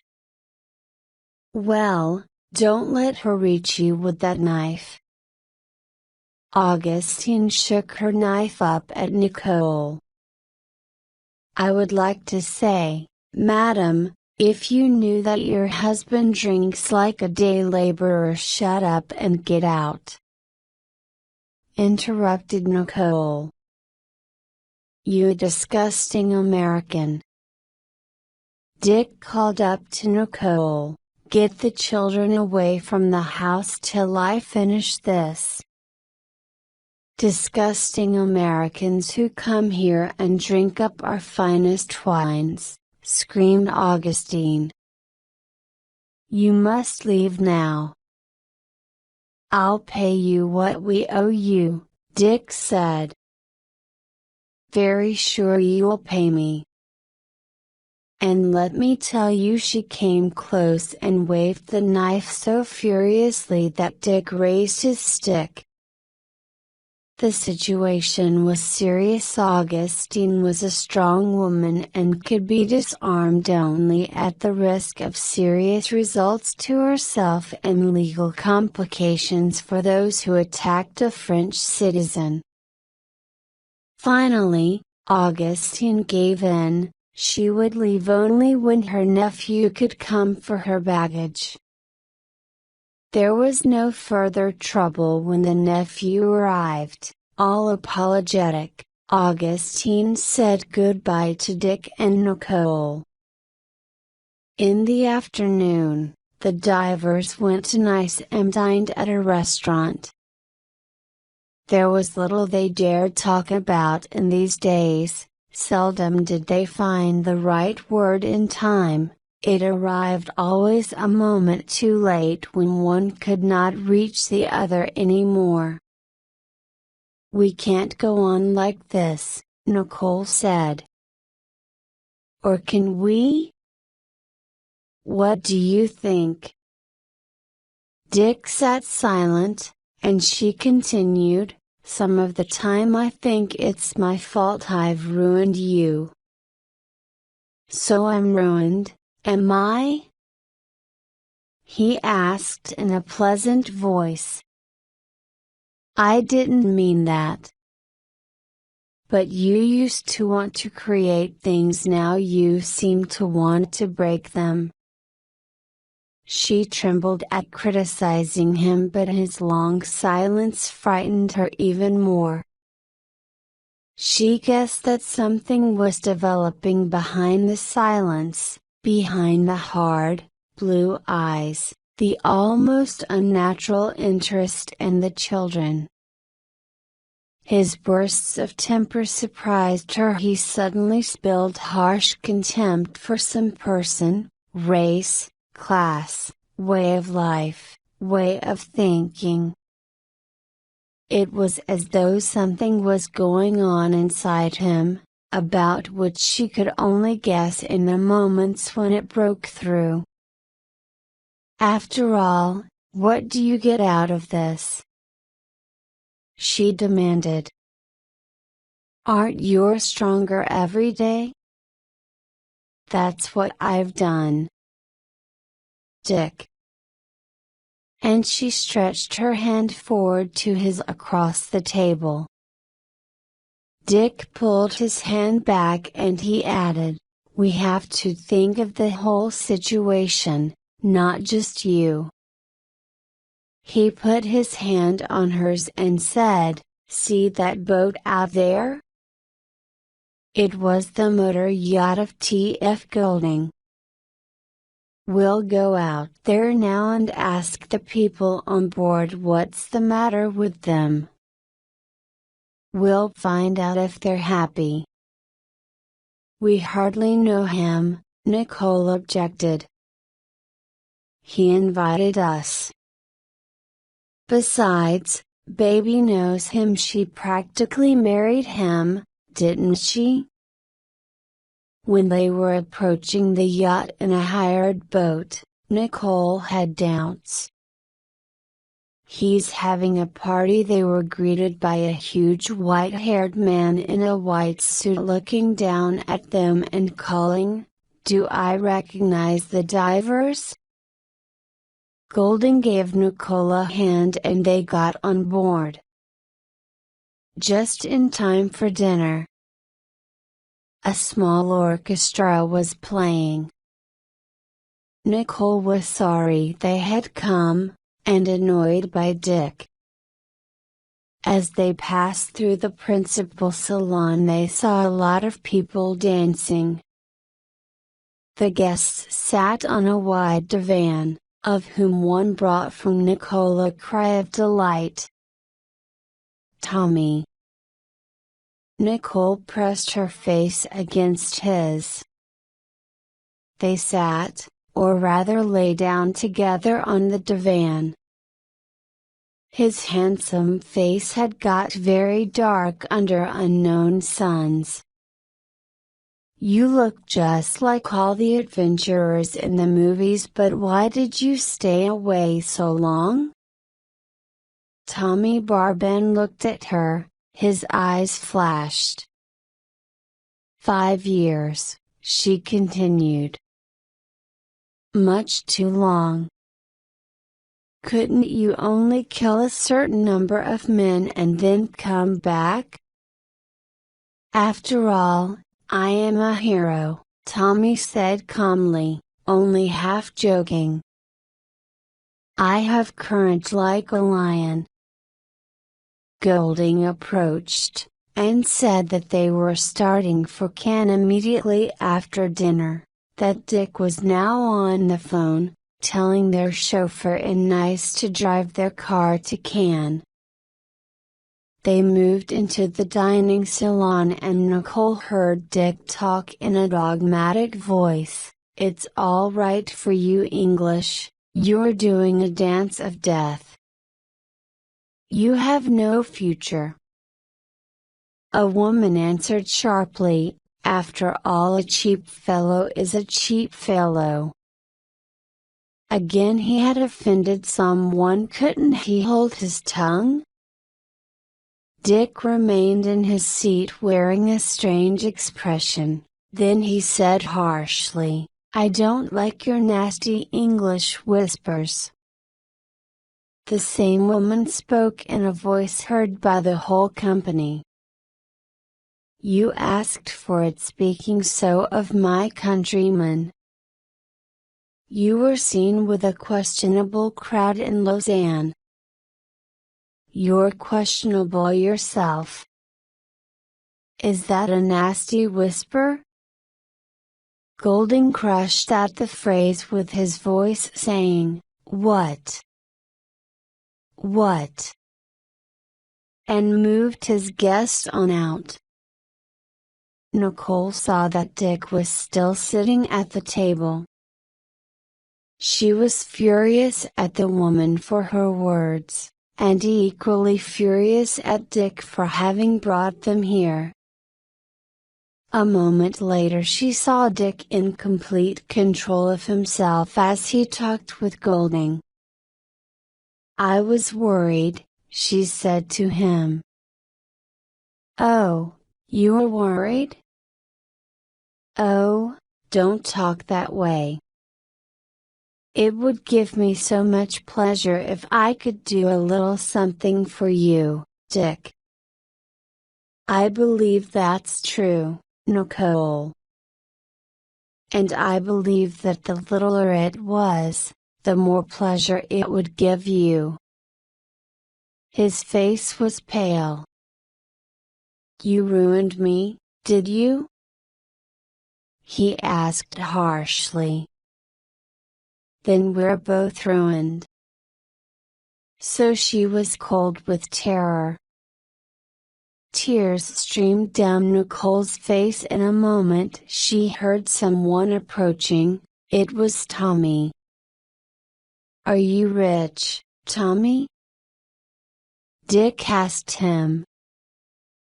"Not as things go now. I got tired of the brokerage business and went away.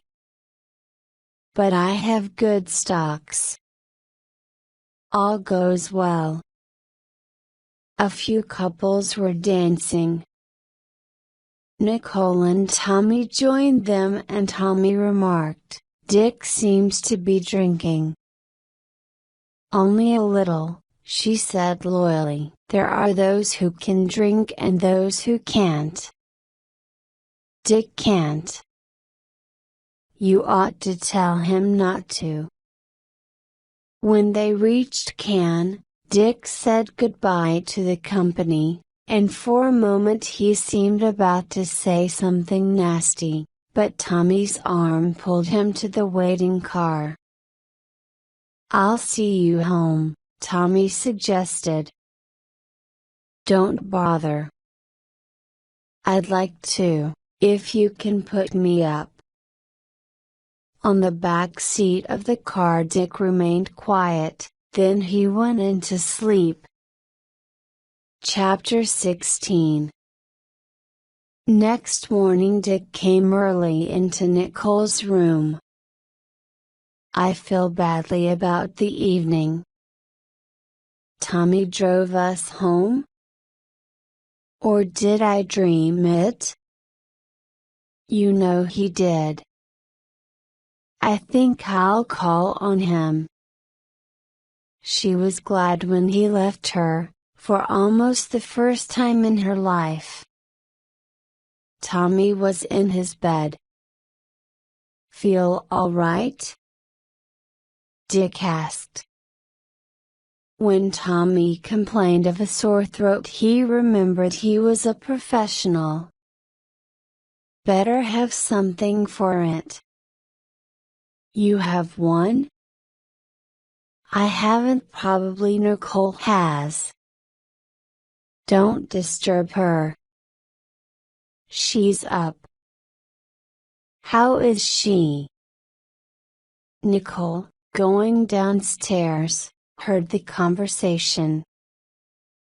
She knew, as she had always known, that Tommy loved her. She knew he had come to dislike Dick, and that Dick had realized it. This thought was followed by a moment of satisfaction. She came up to her children's breakfast table and gave instructions to the governess, while upstairs two men were thinking about her. Later in the garden she was happy. She did not want anything to happen, but only for the situation to remain as it was. She had not existed for a long time. Nicole went on through her garden routine. Reaching the seawall, she stopped and thought. She was shocked at the idea of being interested in another man, but other women have lovers, why not me? Why shouldn't I? She sat upon the low wall and looked down upon the sea. If she need not be forever with Dick, she must be something, not an addition to him. Going back to the house, she became doubtful again. Dick and Tommy were on the terrace. She walked through them, and kept her eyes away from Dick. Tommy began but started coughing. "I'm going to get you some special camphor rub," she suggested. "It's American, Dick believes in it." "I'll be just a minute. I must go really." When she returned with the jar, the chauffeur was at the door. "When you get to the hotel, rub this into your throat and chest," she said. As Tommy went down the steps, Dick whispered, "Don't give Tommy the whole jar, it has to be ordered from Paris, we can't get it here." Tommy came back. Nicole walked up to the car. "Take it," she said. "It's very rare." She heard Dick grow silent at her side. She waved as the car drove off with Tommy and the special camphor rub. "That gesture was not necessary," Dick said. "There are 4 of us here, and for years whenever there's a cough they looked at each other."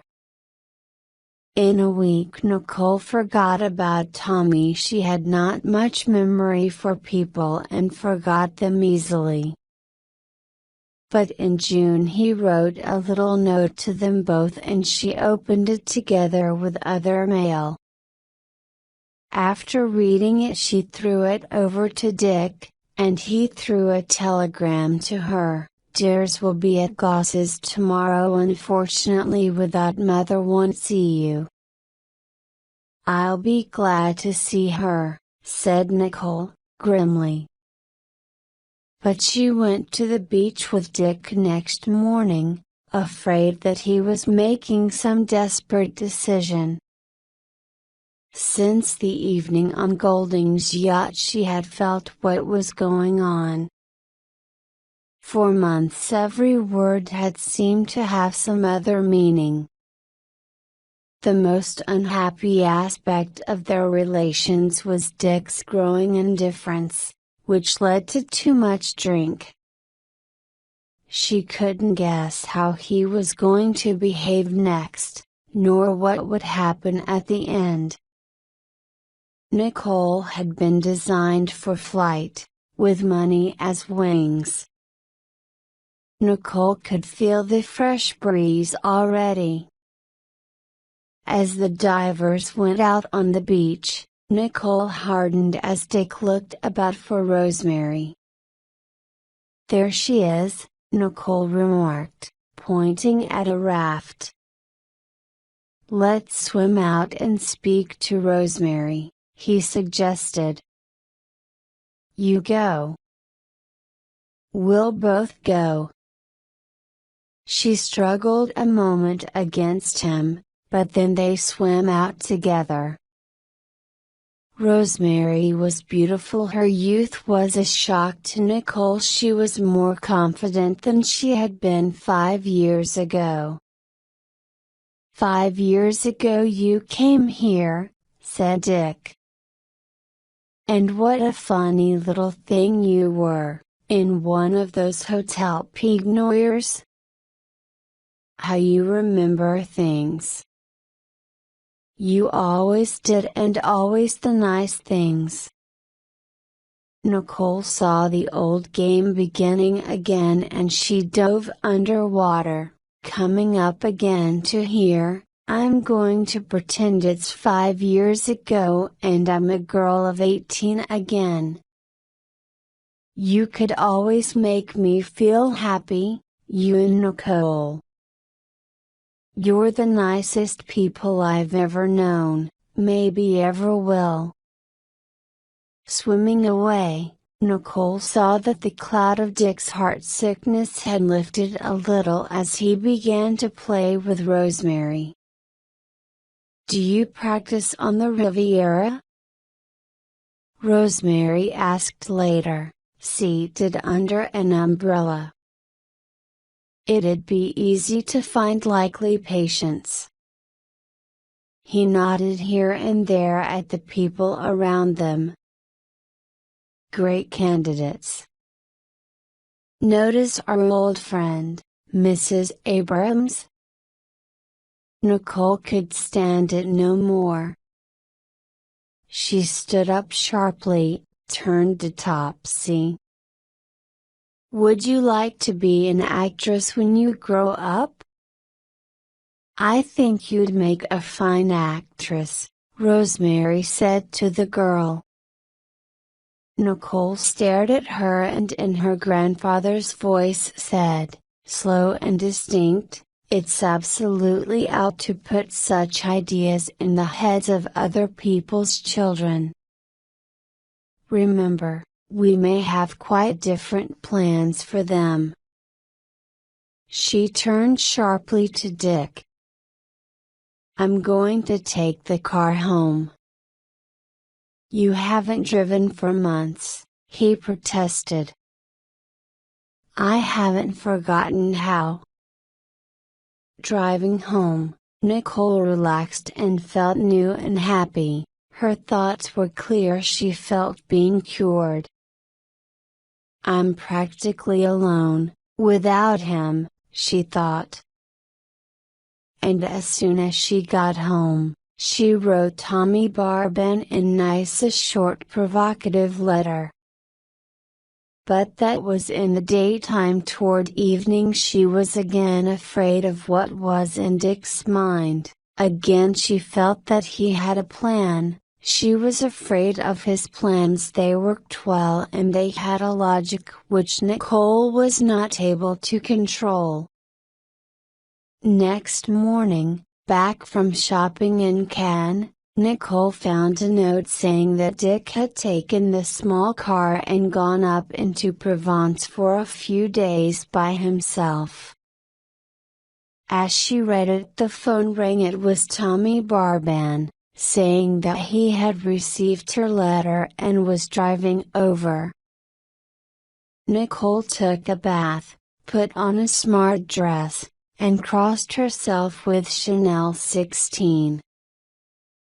When Tommy drove up at 1 o'clock she was ready. How good to look like this, to be loved again, to pretend to have a mystery. She had lost 2 years in the life of a pretty girl. Now she felt like making up for them. Attractive women of 19 and of 29 are alike in their confidence. Nicole did not want any spiritual romance. She wanted an affair. She wanted a change. She realized that it was a vulgar business, an affair without emotion. On the other hand, she blamed Dick for the current situation, and honestly thought that such an experiment might have a therapeutic value. All summer she had been stimulated by watching people do exactly what they wanted to do without any punishment. Tommy caught her up in his arms and pulled her around to him, looking at her eyes. "Don't move," he said. "I'm going to look at you a great deal from now on. Do you like what you see? She asked. He pulled her closer. I like whatever I see about you. He hesitated. I thought I knew your face, but it seems there are some things I didn't know about it. When did you begin to have a crook's eyes? She broke away, shocked and indignant, and cried, I have no mirror here, she said, but if my eyes have changed it's because I'm well again. And perhaps I've gone back to my true self. I suppose my grandfather was a crook and I'm a crook after him. Where's Dick? Is he lunching with us? Dick's on a tour, she said. Rosemary Hoyt turned up, and either they're together or she upset him so much that he wants to go away and dream about her. You are the most dramatic person I have known. I suppose you've got too much money, he said impatiently. That's the trouble with you. Dick can't stand it. What do you think I ought to do? For the first time in 10 years she was under the influence of a personality other than her husband's. Everything Tommy said to her became part of her forever. They drank a bottle of wine. Tommy came over behind her and laid his arms on hers, their cheeks touched and then their lips. Can't you send the governess and the children away for the afternoon? They have a piano lesson. Anyhow, I don't want to stay here. Kiss me again. A little later, riding toward Nice, she thought, so I have a crook's eyes, have I? Very well then. Better a sane crook than a mad Puritan. She turned to Tommy. Have we got to go all the way to your hotel? He brought the car to a stop. No. He answered. And, my God, I have never been so happy as I am this minute. They had passed through Nice, and stopped near a small shore hotel.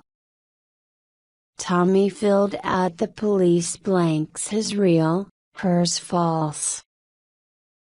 Their room was a Mediterranean room, almost ascetic, almost clean. Simplest of places.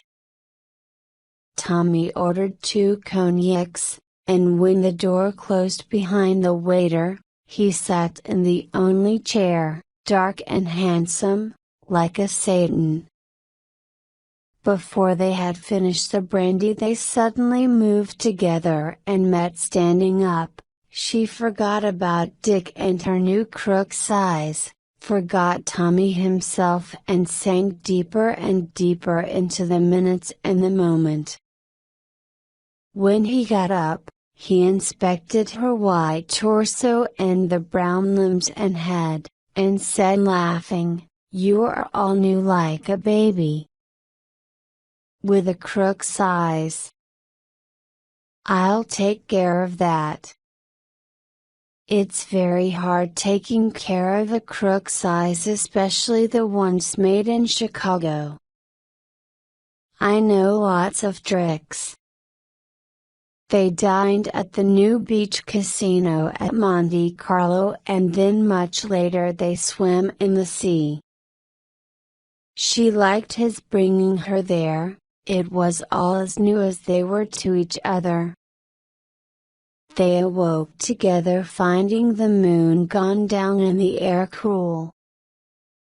She demanded the time and Tommy called it was about 3. I've got to go home then. I thought we'd sleep in Monte Carlo. Number. There's a governess and the children. I've got to get home before daylight. As you like. At the gate of Villa Diana she kissed him an almost automatic goodbye. Chapter 17. At 4 o'clock next afternoon a station taxi stopped at the gate and Dick got out. Suddenly off balance, Nicole ran from the terrace to meet him. "Where's the car?" she asked. "I left it in Arles. I didn't feel like driving anymore. I thought from your note that you'd be several days. I ran into a mistral and some rain." "Did you have fun?" "Just as much fun as anybody has running away from things. I drove Rosemary as far as Avignon and put her on her train there." They walked toward the terrace together. "I didn't tell you in the note because I thought you'd imagine a lot of things. I wanted to find out if she had anything to offer. The only way was to see her alone." "Did she have anything to offer?" "Rosemary didn't grow up," he answered. "It's probably better that way." "What have you been doing?" She felt her face change. "I went dancing last night with Tommy Barban." "We went," he interrupted her. "Don't tell me about it." "It doesn't matter what you do, only I don't want to know anything." "There isn't anything to know." All right." Then, as if he had been away a week, "How are the children?" The phone rang in the house.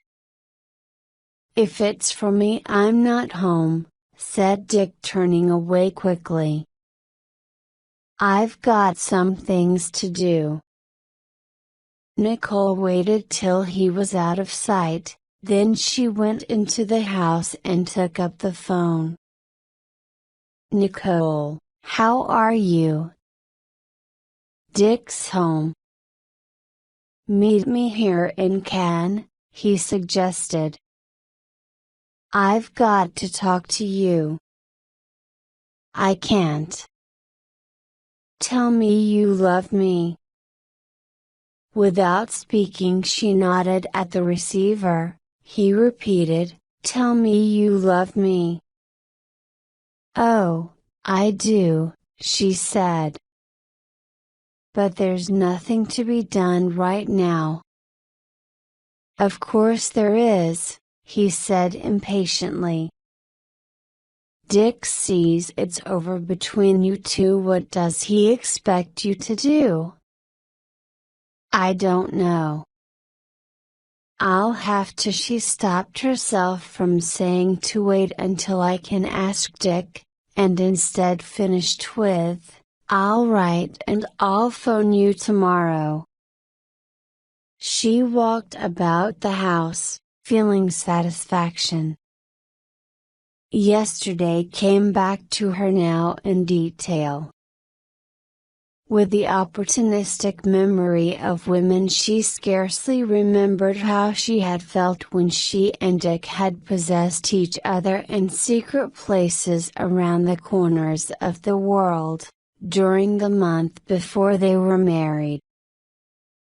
Just so had she lied to Tommy last night, swearing to him that never before had she so completely. So then remorse turned her walk toward Dick's room. Approaching noiselessly she saw him on the terrace, sitting in a chair, and for a moment she regarded him silently. He was thinking, he was living a world completely his own, and in his face, she saw him progress from phase to phase of his own story going on inside him, his own, not hers. For almost the first time in her life she was sorry for him. It is hard for those who have once been mentally sick to be sorry for those who are well. She had thought of him really as a source of energy, always active. She forgot the troubles she caused him. Did he know that he no longer controlled her? Had he wished it all? She felt as sorry for him as she had sometimes felt for Abe North, sorry as for the helplessness of infants and the old. She went up, putting her arm around his shoulder and touching their heads together said, "Don't be sad." He looked at her coldly. "Don't touch me," he said. Confused, she moved a few feet away. "Excuse me," he continued abstractedly. "I was just thinking what I thought of you. Why not add the new classification to your book? I have thought of it beyond the psychoses and the neuroses. I didn't come over here to quarrel." "Then why did you come, Nicole?" "I can't do anything for you anymore. I'm trying to save myself." "From what?" "Profession throws me in contact with questionable companies sometimes." She felt anger rise in her. "You're a coward. You've made a failure of your life, and you want to blame it on me." While he did not answer, she began to feel his old hypnotism. Again she struggled with it, with her affair with another man. She fought him with her money and her knowledge that her sister disliked him and was behind her now, with the thought of the new enemies he was making, with his bitterness, with her health and beauty against his physical deterioration. And suddenly, in the space of 2 minutes, she achieved her victory and justified herself to herself without lie, cut the cord forever. Dick waited until she was out of sight. The case was finished. Dr. Diver was free. Dick and Nicole usually went together to have their hair cut. They were at the Carlton Hotel, when a car passed them and Tommy Barben was in it. His appearance disturbed her. The mirror in front of Nicole reflected the passage between the men's side and the women's, and Nicole saw Tommy entering and walking into the men's room. In a minute Dick came up to Nicole, annoyed. "Your friend has worked himself up into a state. He wants to see us together, so I agreed to talk to him. Come along." "But my hair, it's half cut." "It doesn't matter, come along." She followed Dick from the hotel. Outside Tommy was waiting. "We'll go to the Café des Allies," said Dick. Tommy agreed. "Your wife does not love you," said Tommy suddenly. "She loves me." The two men regarded each other in silence. "It's clear to me that your marriage to Nicole has run its course. I've waited 5 years for that to be so, Tommy said. What does Nicole say? They both looked at her. I've gotten very fond of Tommy, Dick. He nodded. You don't care for me anymore, she continued. It's all just habit. Things were never the same after Rosemary. Tommy broke in sharply with, You don't understand Nicole. You treat her always like a patient because she was once sick. She would have more happiness with me. You'd been new to each other. But Nicole and I have had much happiness together, Tommy. Tommy faced Dick, saying, I think Nicole wants a divorce. I suppose you'll make no obstacles? Nicole wanted Dick to take the initiative, but he sat quiet with his hair half cut. Isn't it true you're not happy with me anymore? Nicole continued. Without me you could get to your work again. You could work better if you didn't worry about me. Tommy moved impatiently. That is useless. Nicole and I love each other. Well, then, said the doctor, I think we should go back to complete the haircuts. Nicole and I will talk things over. Don't worry, I agree in principle, and Nicole and I understand each other. Remember that from this moment, Tommy said, I stand in the position of Nicole's protector until details can be arranged. Dick nodded, and walked off toward the hotel with Nicole's eyes following him. He was fair enough, Tommy admitted. Darling, will we be together tonight? I suppose so. So it had happened, and with a minimum of drama, Nicole realized that from the episode of the camphor rub Dick had expected it. She felt happy and excited, but her eyes followed his figure until it was lost in the summer crowd. The day before Dr. Diver left the Riviera, he spent all his time with his children. He was not young anymore, so he wanted to remember them well. The children had been told that this winter they would be with their aunt in London and that soon they were going to come and see him in America. He was glad he had given so much to the little girl. About the boy he was more uncertain always. He had been uneasy about what he had to give to the children. But, when he said goodbye to them, he wanted to hold them close for hours. Nicole was sleeping late, as had been agreed upon. He left a note for her, and one for baby Warren, who was just back from Sardinia and staying at the house. Dick took a big drink from a bottle of brandy. Then he decided to leave his bags by the station in Cannes and take a last look at Goss's Beach. The beach was nearly empty when Nicole and her sister arrived that morning.